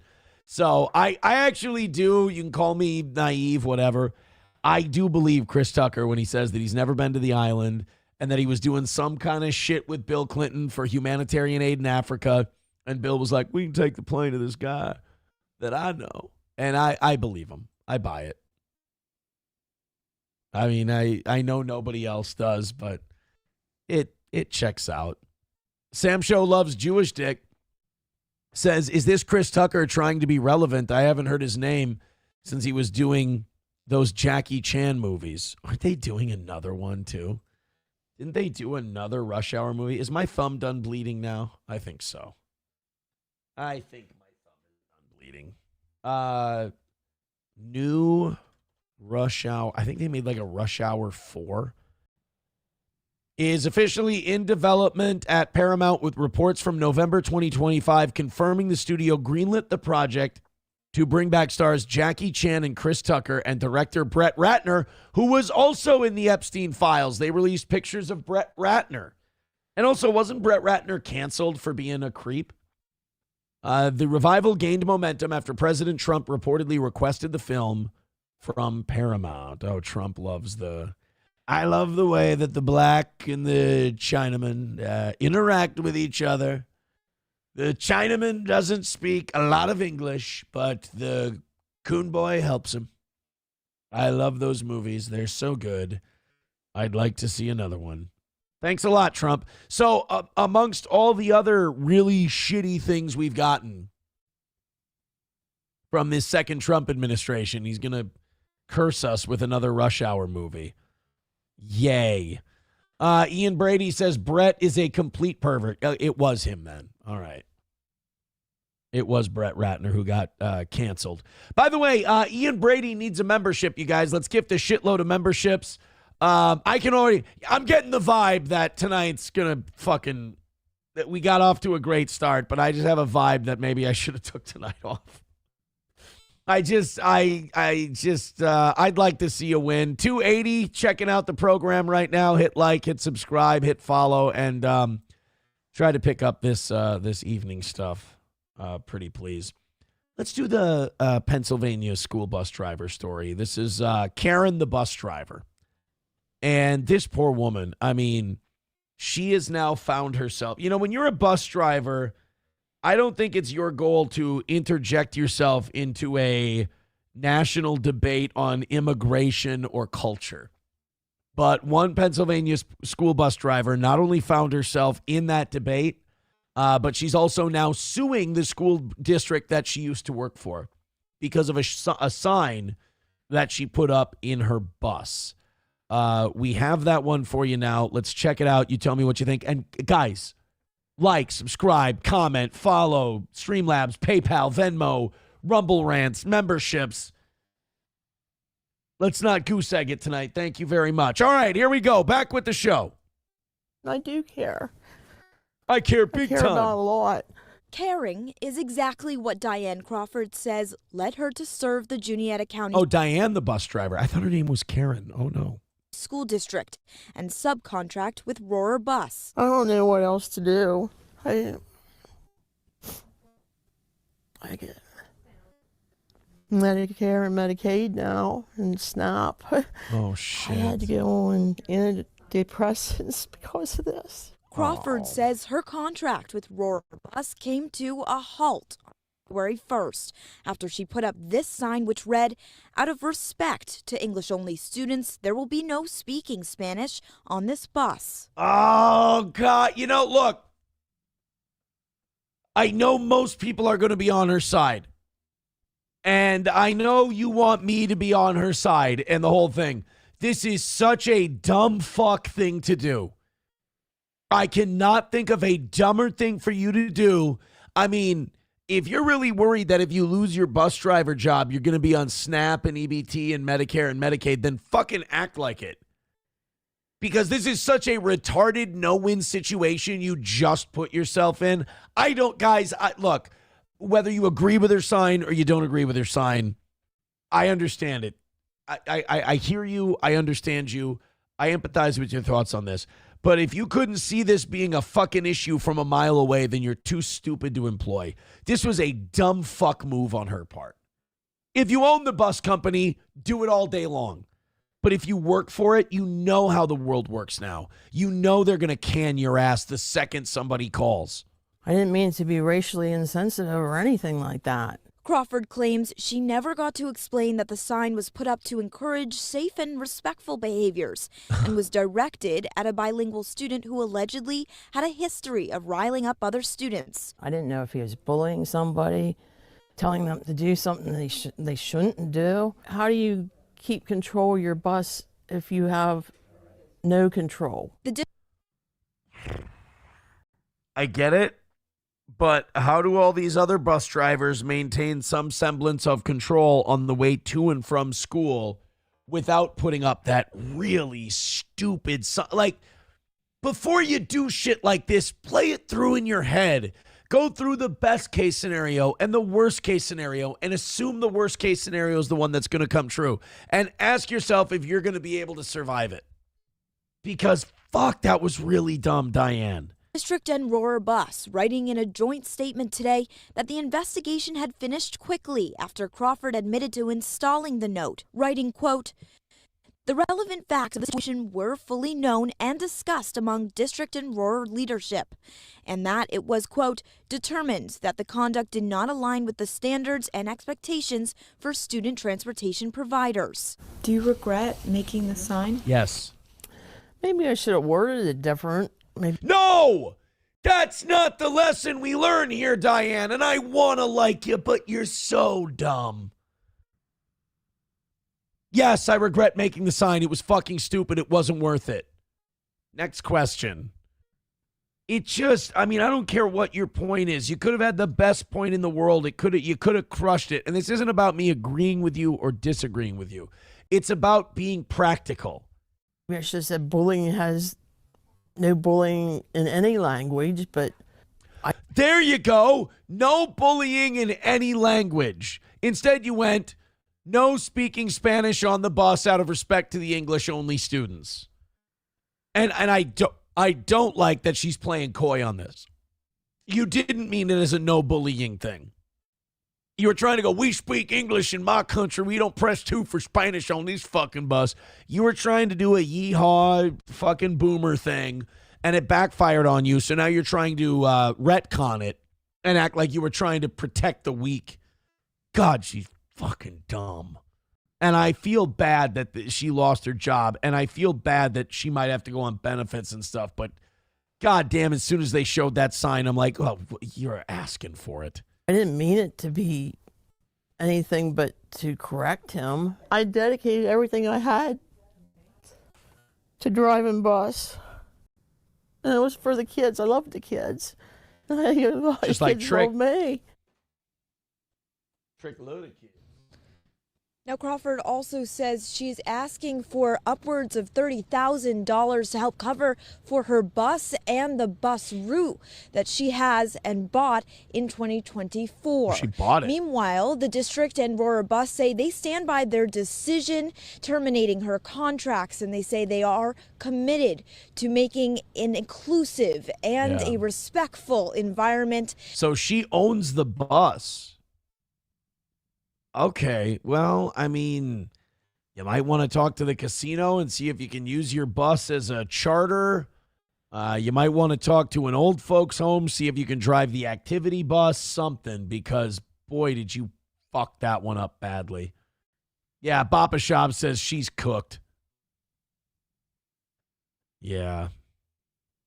She's, I mean, how do you put that sign up thinking this is going to go well? Real Jax 2 says she should start a GoFundMe and she would be taken care of. They will. I think they will. They'll do, Honky says there's a fundraiser for her already. I mean, yeah, based and all that, but like, look where it gets you, you know? Lander says, that's right, Aaron, roll over and be a bitch and keep letting little beaners spew their shit language. I guess that's what I'm doing by being practical. And whoa, you won the battle of Lori's bus or whatever. Oh, wow, what a fucking cultural impact we made. It's a retarded move for absolutely zero gain. That means absolutely nothing. It was a dipshit move by a lady who's watched fucking too many boomer podcasts and got a little in over her head. That's all. Oh, White boomer apologizing is going extinct. Good riddance, says Honky. I mean, I'm sorry. People say, oh, Toe's being really gay. You know what? Fuck it. It's not like I'm making any fucking money being one way or the other tonight. It's the fucking evening show. It's dead. Nobody's watching it anymore, guys. Prove me wrong. So, yeah, I can be totally honest about this. It was a retarded fucking move that would have got you nowhere other than fired. You knew this was going to end in your firing. So, if you want to take the fire, here, I'll tell you what's based. Take the firing and go, fuck you. I'd still hang up the sign. And if you want to hire me as your bus driver, here's my fucking number. I don't give a shit. That would be based. That would be awesome. But she did the dumb thing, and then she cried and whined about it. Sorry. I mean, you could see where that was going from a mile away. She will have her job back in 2 weeks. They're looking for bus drivers anywhere. I mean, yeah, like I said, call whoever uses any kind of transportation and they'll probably set you up. You'll probably have another job. Historically White says for 5 subs, he'll be whatever you want. No fucking shit. Are you kidding? I sit here, I come back to the chat after every story and I just get fucking depressed. Not the morning, I mean the evening shows. I just go, oh, fuck. And I usually get to a point where usually in the first 30 or 40 minutes, I'm like, fuck yeah, we're crushing it tonight. We're going to be fine. And then an hour later, I'm like, God, maybe I should have just taken the night off. Look, in the last 5 years, I've gone through these stretches more times than I can imagine, and they get easier to handle every single time. But hey, I'm not going to break with our agreement from the last 2 months or so. All I can say is 23 memberships away from 500. And if you're not going to be here tomorrow for our last show before my birthday, throw in a little birthday card. And my God, let's try to get a little rally going here for tonight's program. We got a Nick Reiner update. This is going to surprise the shit out of you guys. It looks like Rob Reiner's kid is going to enter an insanity plea. Who would have thought? This is Harvey from TMZ. Go. Based on the information we now have, Nick Reiner is not going to plead guilty to these murders. He is going to plead not guilty by reason of insanity. Now, give the kid this. It's a guy who can read the room. It's not like Nick Reiner is going to have a hard time convincing people he's fucking nuts. And here's why. We have learned that Nick Reiner was diagnosed with schizophrenia. And he was under the care of a psychiatrist and receiving meds. His behavior in the month before the murders, and this is a quote from sources with direct knowledge, was erratic and dangerous. Billy likes to drink soda. Miss Lippy's car is green. No shit. I mean, are we still at the point with mental health? Because we have this weird thing in this country where we all have to have a talk about mental health. But you're not allowed to be politically correct and obvious about it. Like, look at his fucking eyes. He's mentally ill. He's got a problem. They're like, oh, well, we're not supposed to talk about it like that. You can't just look at someone and say they're mentally ill. And I'm like, wanna fucking bet? I bet you if we had been a little more judgmental with old Nick Reiner, Rob and his wife might be alive. If they would have went, you know, son, we've noticed that you look like a vacant-eyed monster goblin. We're going to put you in a padded room for a few months and see if that doesn't straighten you out. We're going to send you to a facility where you can get some therapy and maybe some drugs. You know, instead, we coddle mental health in this country.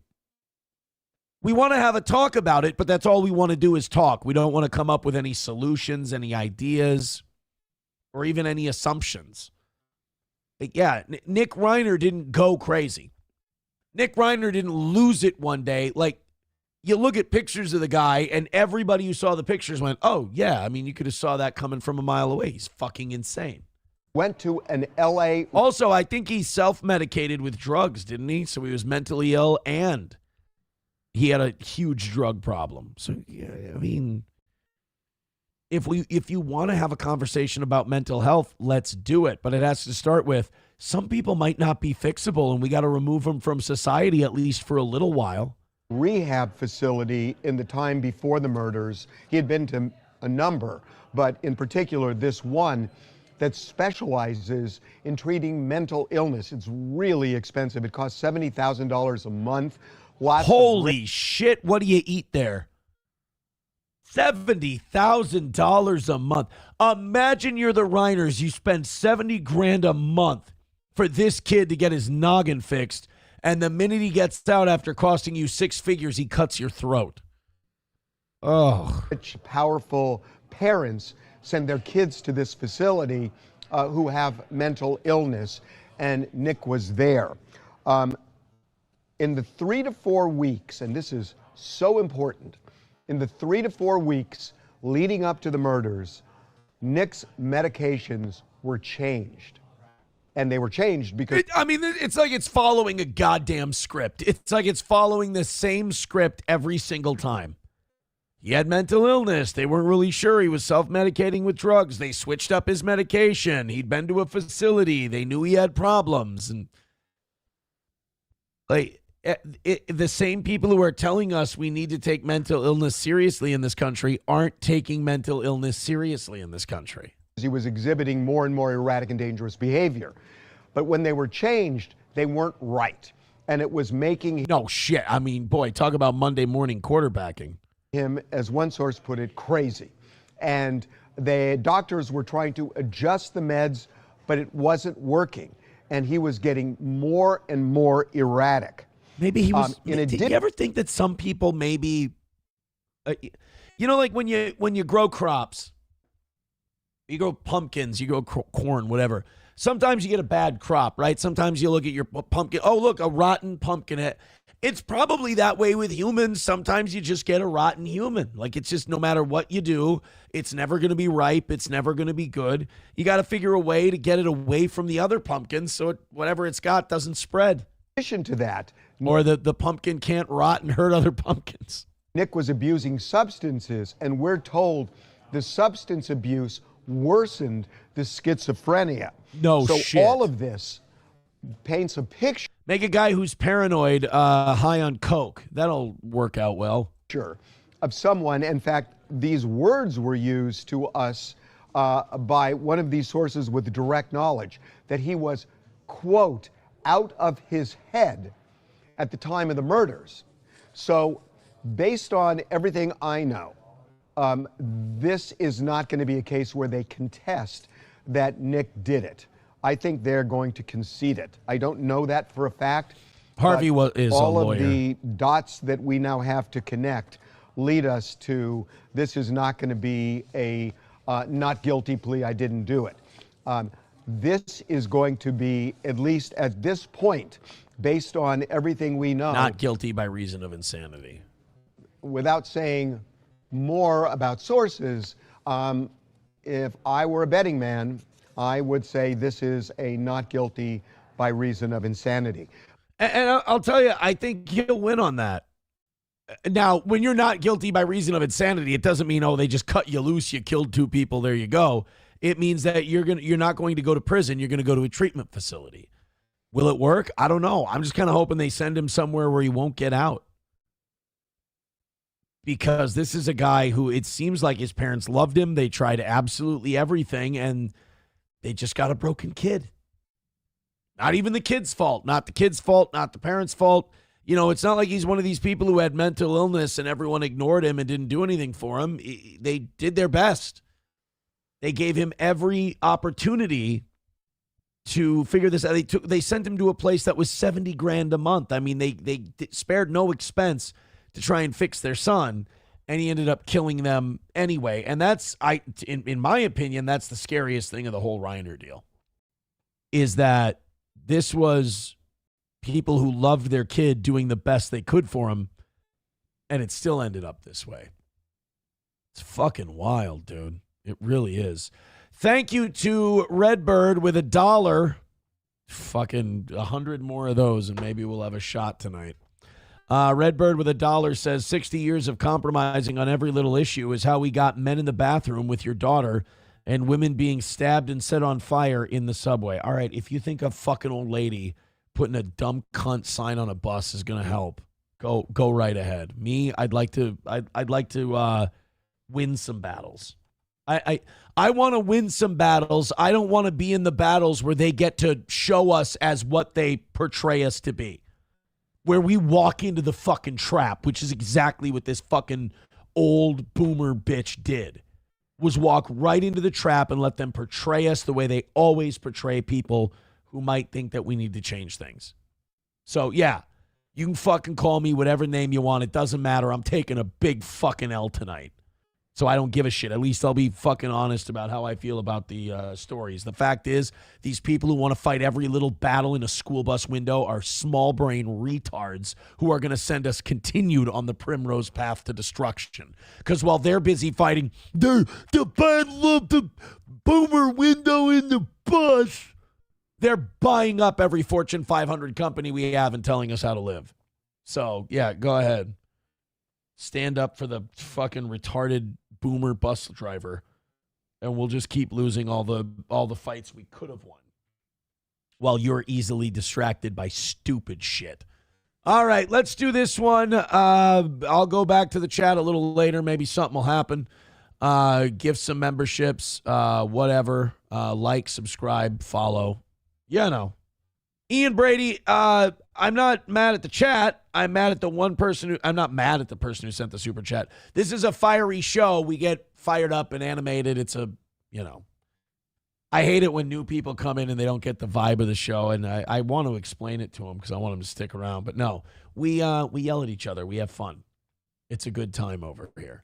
Plus, I'm getting my ass kicked tonight. So just hoping that turns around. So yes, Ian Brady, I'm in a mood this evening. I think that's what, if you ask the people who are fans of this show, the regulars, Ian Brady, they'd say Aaron's a little cunty tonight. And I am. But that we can turn that around if we'd like to. So there's a mayor in Mullins, South Carolina, who, like less than a week before Christmas, all of a sudden wants a nativity set taken down in her city. Now, you guys want to talk about battles you can win? Fuck it, dude. Let's talk about some battles you can win. Push back against this retarded mayor. Take a W there. You got yourself a culture war win. Not the dumb fucking school bus driver. Controversy erupted in the tiny town of Mullins, South Carolina, after the town's mayor ordered a nativity scene removed from a public parking lot due to the separation of church and state. Now, the separation of church and state is, first of all, not a thing. We don't have a thing called the separation of church and state. We have the Establishment Clause in the Constitution, which is the government shall make no endorsement of religion or prohibit the free exercise thereof. The Establishment Clause in the Constitution does not mean that a city can't put a fucking nativity scene out in a parking lot. That's not what that means. It means that the federal government is not allowed to endorse a religion. And to go back to when the founders wrote it, it was because the Methodists and the Baptists and the Quakers didn't trust the Catholics and then Protestants. They didn't want their denomination being the dominant one in the United States. So they did the South Park thing. Either all of it's okay or none of it's okay. It was actually a pretty brilliant idea, the Establishment Clause. But now people think it means you can't have any religious shit anywhere. No, it just means the government can't endorse it and the government can't force it away, can't get rid of it. They have to be hands off on the whole deal. So this mayor, for some reason, thinks that in her town that she's mayor of, she's the ultimate keeper of the Establishment Clause of the Constitution, which is retarded. You want to see the nativity scene that the mayor wants gone? There it is. That's the whole nativity scene, down and dirty. Now, see, as a city, if you push back on this one, you'll defeat this mayor because no one's on her side. She's the bus driver in this situation. She's saying the really stupid, retarded thing. She's going, hey, middle of Christmas season when everyone's fucking bananas for Christmas, why don't I try to ban nativity scenes? That's an L. You're going to get fucked up on that one. And she did. For good reason. So these are the battles that you fight. The battles you can win. Mayor Miko Pickett, who proudly advertises herself as the city's first black mayor, said not so fast. Now, do you want to be the city's only black mayor? Because you're on your way. This was her this was her message that she posted on Facebook. Like I said, this is some small town shit. She said, I would like to clarify my reported comment about the nativity scene. I requested that the nativity scene be removed solely from the public parking area. The reason for this is the separation of church and state applies to municipalities as well. Regarding religious symbols on public property and parks, we are a community composed of various ethnicities and religious beliefs. Both my family and I are deeply rooted in our own beliefs. I want to emphasize that I have never stated that nativity scenes should be prohibited in Mullins. Really? Because it sounds like you're saying you don't want the nativity scene in Mullins in that parking lot. You're telling us that you don't want to ban nativity scenes while you're trying to ban a nativity scene. And again, you're doing this in the middle of Christmas. Fuck, you're probably going to have Muslims that think you're being a busybody on this one. Kimberly Bird, who leads Mullins Beautification Committee, responsible for the display, responded to the mayor's, well, this article says utter retardation, saying, quote, our small town, we have a church on every corner. It's a faith-based community in the Bible Belt. I've been here 53 years of my life and have never heard of anything like this happening here. Christ is why we celebrate Christmas. I really thought she would probably change her mind or come back and say, I'm sorry, I made a mistake. Let's have a meeting about this. So what ended up happening? They ignored the mayor, kept it up, and it's still there to this day. Nice. See? Now there's a win. There's a W. There's a lady who tried some fucked up shit. It bit her in the ass, and she lost. And we can celebrate it. Taste Fairy Iolto says, Aaron, it's menopause from turning 40. Oh, and Rummage Sale is having a bit of a tantrum, too. He doesn't like the toe. He says, you don't care about your chat. You only think of us as a paycheck. Rummage Sale, he's going to be the guy who rallies everyone. Am I right, guys? You're like, no, shut up, faggot. Like, subscribe, follow, throw a membership our way. This is becoming more and more of a thing for the evening shows, and I'm trying to figure something out, guys. I am. I'm trying to figure something out, but the evening shows are becoming more and more flustered for me. Take pity on the toe. Throw us in a position where we can get a W tonight and be done with these. This is our last you-know-what of the week, so hopefully we can just get in and get the fuck out on this deal and win on pity. Speaking of nativity scenes, a lot of people think it's kind of a cool idea around Christmas time to, Miss Tay says it's a W for Jesus. You know what? I think hitting the you-know-what tonight would be a fucking win for Jesus. Oh, my God. I'm trying to ignore it. A lot of people think that it's cool to do a nativity scene where you use live animals. And I don't know, it probably does, give a little extra kick to it. It probably is a little more fun for everybody involved when you have like actual donkeys and camels and shit. Here's the problem. When you do a live nativity scene, it's really hard to convey to the donkeys or the camels that this is about Jesus and Christmas and Bethlehem and holiness and to be on their best behavior. It doesn't really compute with the live animals. So during a Christmas performance at Champion Forest Baptist Church, a woman had a rough go of it, shall we say. Let's take a look at this. This church decided to use a fucking live camel. Indoors. This is an indoor thing. So they decided to use a live camel in this cluttered auditorium. And wouldn't you know, something went awry. Giant animals in cramped spaces apparently don't do well. Hit the like button.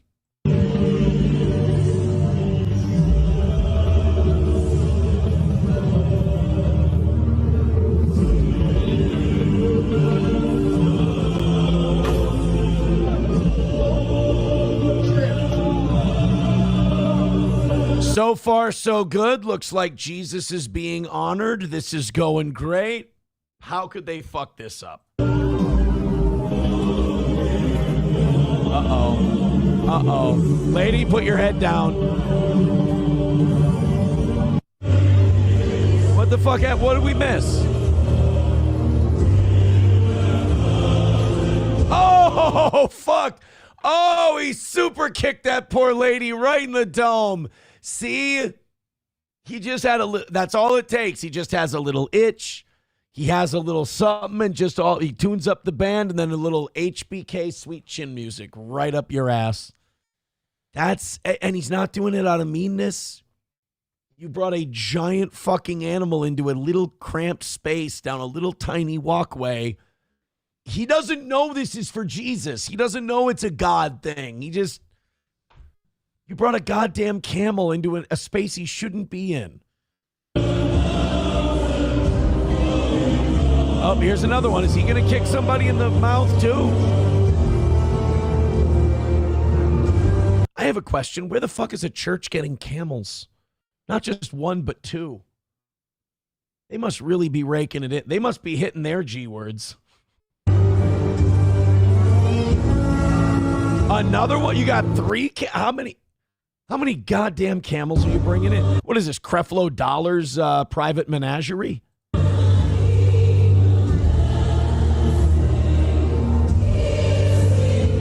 So now these people are trying to keep up their manger scene performance that they're supposed to do, but they see some lady fucking bleeding from her head like the clown in Billy Madison after a camel kicked her. A camel kick can't feel too good.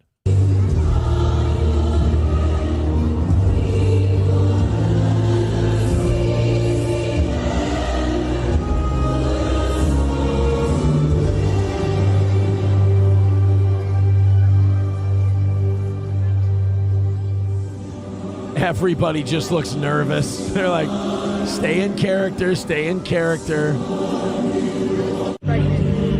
One more time. I can't. Yeah, it was kind of hard to see from that angle. The other angle was way better.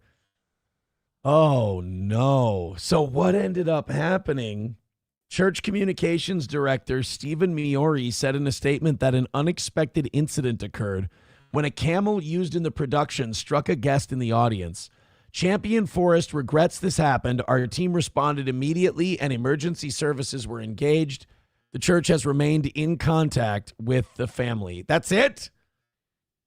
Okay, I'm going to assume she's alive?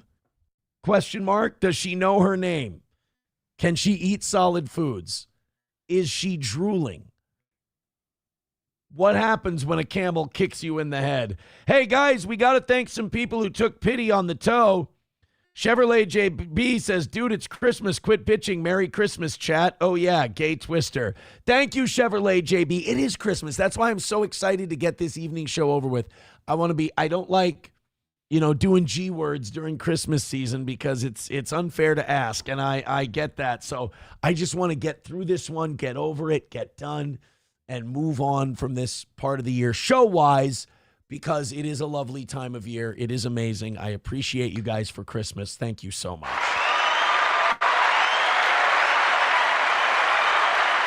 And Walter with $25. See, guys, I'm a whore. It doesn't take much to make me smile. Walter with $25 says, happy penultimate birthday before 40 and Merry Christmas, too. Thank you. Wanna fuck? Let's fuck! I do appreciate that. It's better to hear penultimate birthday before 40 rather than have you lie and say it's my 40th birthday, which, again, to be clear, it is not. Landers with $5. Thank you very much. He says, I will drink your milkshake. Thank you so much. All right. This is getting better. I can't say exactly how much better for another 15 minutes. But, hey, how about just everybody goes, you know what? One more for the toe. You're not going to be here for the birthday show. One more membership for the toe. And, today was all worth it, my friends. Taste Ferry Ialto says that lion banner is pretty sick. You ain't kidding, dude. That lion banner is pretty badass. Another person texting in says she took a camel toe to the mouth. If we could all be so blessed. Well, it really is. It's the small miracles that make you believe in Jesus. 09 Canyon says, my church never had camel money. We just got a donkey and a couple of sheep. Hurts less when they kick you, and you probably get it in the nuts instead of the mouth. Papa Shop says, fat bitches just wanted to dress up. Miss Tay says, that looked like a targeted attack. Should we charge the camel with a hate crime? I think it went while it kicked her, and it's not the sound camels make. You know what? You're right. I should refund that 35 that just came in. It's not. That was lazy. That was lazy. Papa Shop says, I don't remember fat women being present at the birth of our Lord and Savior. There was literally not enough money that people had, not enough food back then to even get fat. That's why it was seen as a sign of opulence. By the by, I've been watching these Facebook reels because, again, I'm too much of a boomer. I don't want TikTok. I've been getting these really awesome reels of, like, what people ate in certain eras. People are going to say, of course, Aaron, of course, that's what you like. But, like, they were showing me, like, what the ancient Greek, like a regular ancient Greek ate back in those days. Oh, my God, did it look like shit. Acorn pie, which is basically like a bunch of acorns mashed together and you ate it like a shitty granola bar. There was salted fish that looked like, again, ass. But it was AI too, so then they had people eating it like from that era, and it was bad AI. Blood sausage was another one. Stale bread and wine. Those ancient Greeks did not have it good when it came to eating, my boy. Sam Show says this church is ridiculous. I mean, it does look.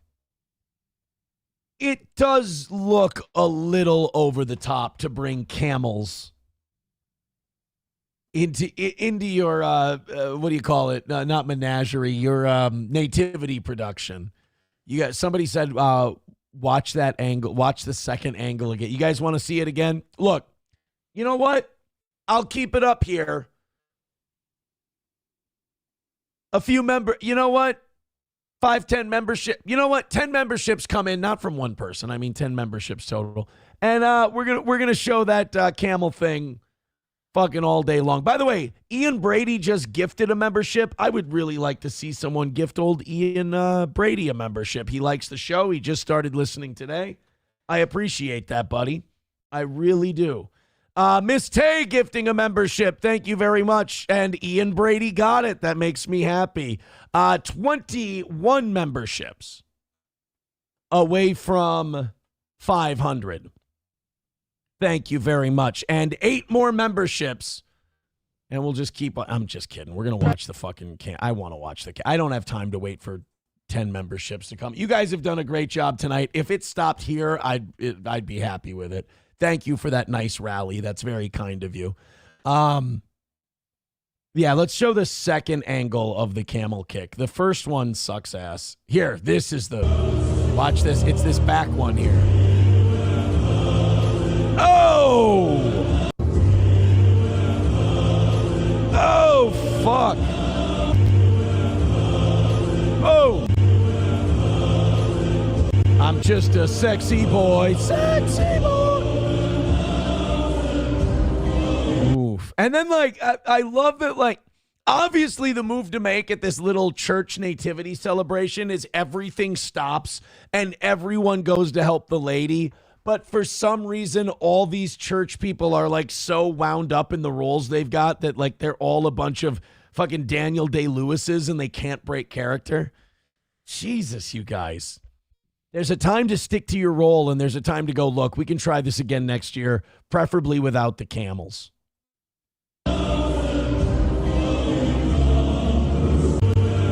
Here we go.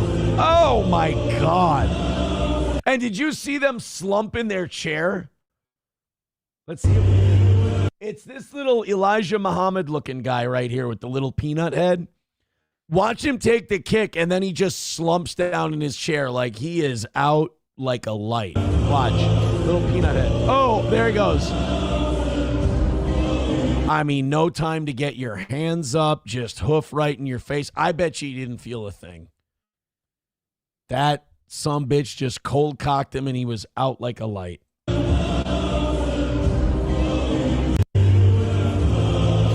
Oh, and he just slumps. Oh, it's okay. He's just sleeping. No, we might want to do something here. We can, we'll be able to fucking praise Jesus in a little bit, okay? We need to go help this fucking guy.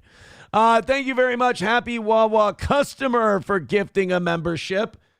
Oh, boys and girls, we're just 20 memberships away from 500. And remember, if we do hit those milestones, I have to I get to do an extra half hour. Thank you very, very much. You guys are so kind. Just rallying up towards the end here. 20 memberships away from 500. Thanks again.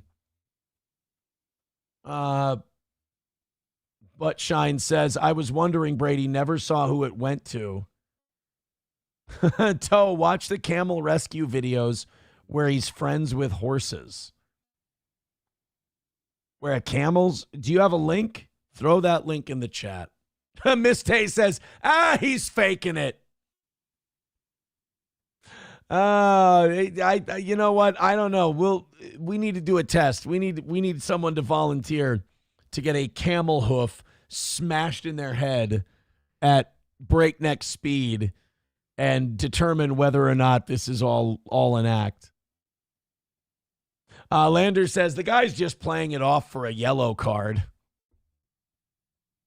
Ian Brady says, I forgot to follow and like. You know what? You're going to be back again. You'll get it next time. All right? Nobody's perfect.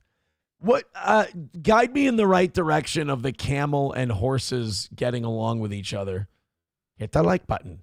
And then maybe we can see some funny camel videos. Oh, yeah. I saw that Hassan Piker said he wants to stream. He's like, I want to stream less in 2026. And it's like, okay, fine. Then go ahead. Like, I don't know why that needs to be, like, announced. That's like that Tim Pool shit where Tim Pool goes, the 19th might be my last stream. It's like, it ain't an airport, motherfucker. You don't have to announce your departure. Just do it. It's the same grift with these guys. That's why, with our... the donations and stuff like that. I'm very transparent. I'm very honest about, I lay it all out on the table. These other guys try to do these little sleight of hands where, dude, Hassan Piker ain't doing less streaming next year. He's trying to get you to go, oh, please, Hassan, don't. Here's another 50 memberships for you. I don't want to see you do less streaming. It's a grift. What does Hassan Piker have to do other than stream? He doesn't seem like a guy with a buzzing social life. I mean, he's remarkably antisocial, and he's always hostile and angry to everybody, even if they're mildly unpleasant to him. So, yeah, Hassan Piker, oh, yeah, I'm going to stream less in 2026. Of course you are. Of course you are, buddy. Don't you worry. Oh, wow, I've made this guy Jordan very mad. Oh, Jordan got gifted a membership by Ian Brady. Oh, our new fan gave this Jordan guy a membership, and it made him upset. Ian Brady, you're new to the show. There's a whole, subculture of people that, they're very unhappy. They're remarkably mentally ill. And they had a goal for the last 2 years to kill Steel Toe. They thought they could end the show. Not only have they not killed it, but actually has more people watching it now than did when they started. And so now they're very angry and hostile, and they come here and they cope to me. And then I tease them, so I keep it going. So that's kind of my fault, but I can't help it. I don't know how to deal with the mentally ill. So Jordan got gifted a membership from Ian Brady, and he goes, no money for this abusive sociopath. He doesn't appreciate his audience at all. That would hurt if I thought Jordan was on his meds. Jordan goes, here's Aaron manipulating his audience. Yeah. Absolutely, Jordan. Me reading your anger and then calling it out for what it is totally manipulating my audience. Hey, audience, go ahead and show me that you hate the kind of manipulation I'm doing to Jordan. I mean, don't gift another membership. Don't give another dime. Don't throw anything on PayPal, on Venmo, on anything. Show that it's fucking over because Jordan is right. It is weird where you get a guy like Jordan who's like, I'm going to go talk shit to Aaron. And then all I have to do is make fun of him a little bit. And he goes, can you believe how mean this guy is? What an asshole. And it's like, Jordan, we got you, buddy. We got you. My Lost Interest says, how about thank you? Yeah, thank you, man. And go about your business. See, now Ian Brady, our newest fan, says, Jordan hurt my feelings. Look at that. Look at that, Jordan. You've hurt Ian Brady's feelings. Oh, Jordan, to think that I don't own you guys is fantastic. Taste Fairy Ialto says, if anything, we manipulate Aaron. You certainly do, and I've been meaning to talk to you about it. It's bullying, and bullying is wrong. Thank you very much. All right, so this is the camels and the horses getting together. Let's take a look. This shows you that there's hope for Muslims and Christians, I think. They never saw a camel before. So when they saw him, they freaked out. They ran away from him. They thought he was one big monster. And then he was just chasing behind them and running and be like, wait for me, friends. It was just the most hilarious thing ever. I feel like my spirit is telling me to hate this lady and be really annoyed by her.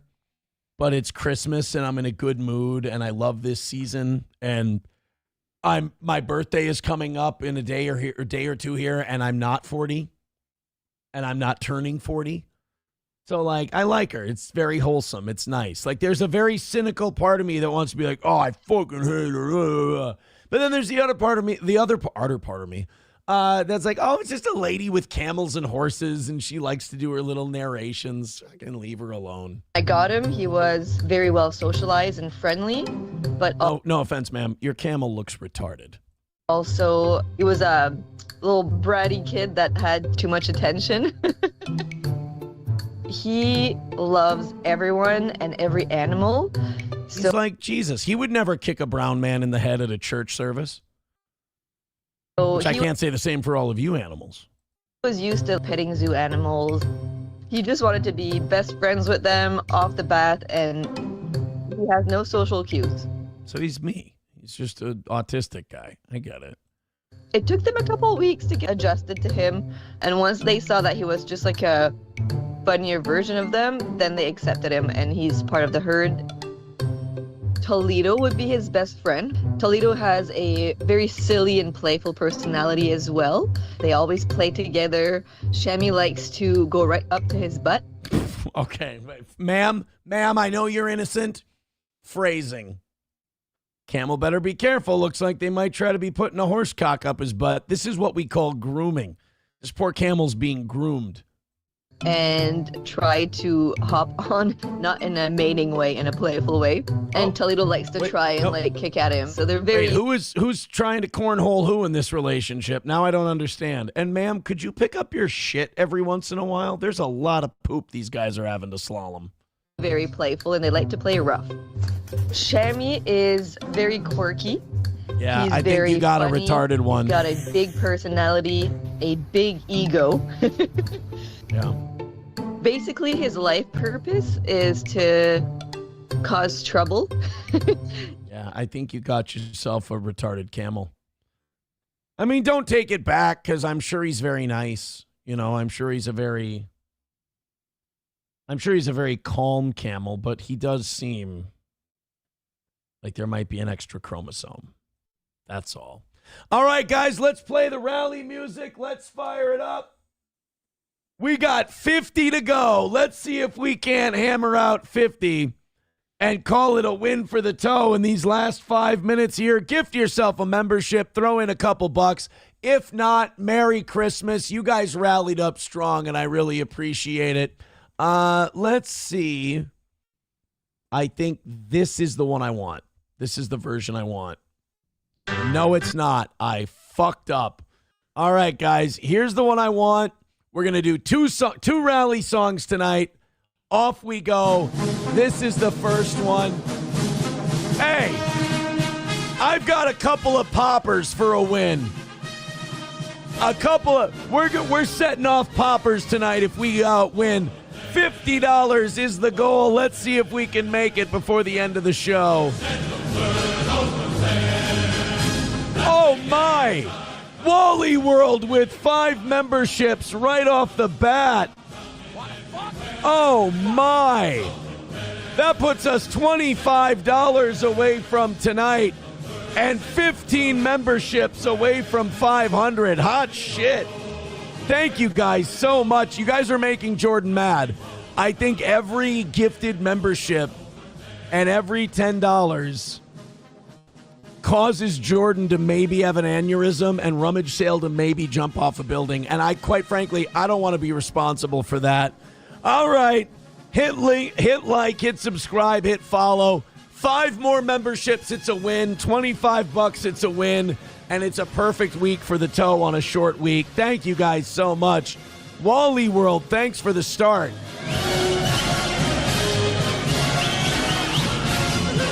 Oh, you know what? 1 for Wally World. 1 for Wally.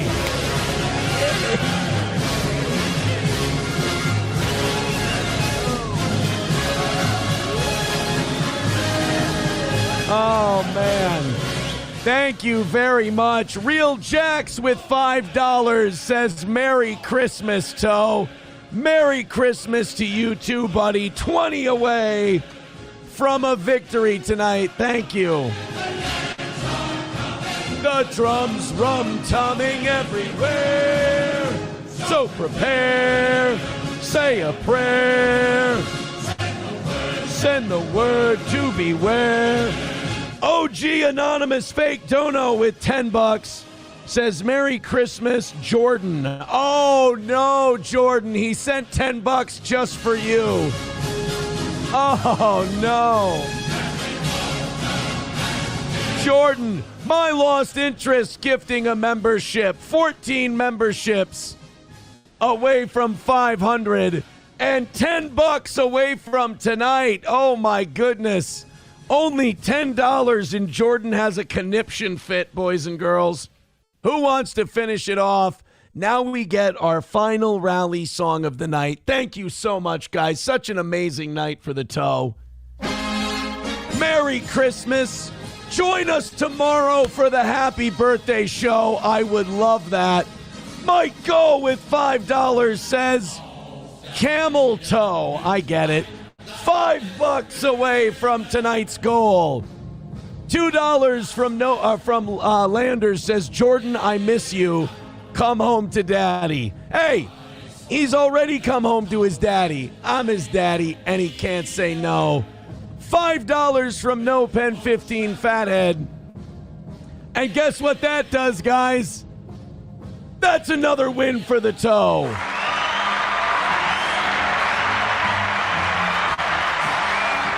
Thank you so much. You know what? I think we should celebrate another win for the toe. Hey, that was a fun. I like that one. Oh, Rusty Grammar with $2 says, just found this in my couch cushions in honor of our biggest fan, Jordy. Oh, they're going over the goal tonight for Jordy. I'm so happy for Jordy that he got to come here and have fun with us tonight, and we had a good time. I got streamers all over the place. Oh, my God. Buttshine says, is tomorrow Rumble Friday? Yes, it's Rumble Friday, but it's also we're celebrating my birthday, so we're going to go nuts tomorrow. Oh, my, look at all this. 7 a.m. Eastern, 6 Central. Ian Brady, if you want to join us tomorrow, we're going until 10 o'clock, or as long as the links go. Basically, people send in money, they send in links, they get to basically send in requests, and I DJ the damn thing. here on Rumble. Chevrolet JB says, see you tomorrow, Jordan. Jordan didn't get his way. He wanted to see begging and all that, and all he got to see was a W. That's too bad. I wanted to help Jordan out. Instead, he just seethed all night. Thank you so much. Merry Christmas to all of you guys. Thank you so much for giving us another great year of the toe. I hope all of your Christmas dreams come true this week. I hope you see all your family, you eat some delicious food, you give some great gifts, and you get a couple of decent ones too. Thank you guys. So we wouldn't have made it these last 5 years if it wasn't for you, and we appreciate it. And Jordan, we wouldn't be anywhere without guys like you two. Our haters make us famous. And I'll be honest, I'm a spiteful bastard, even though my audience doesn't want me to be. Every time we win, I smile harder because you're here, pretending you don't love us. Take it easy, guys. I will see you in the morning. Thanks again. Oh, Ian Brady, the new guy, says, Jordan, thanks for giving chat someone to laugh at. Oh, Jordan, go home and cope, buddy. We'll miss you. See you later, guys. Take it easy. Back again in the morning when I won't be 40.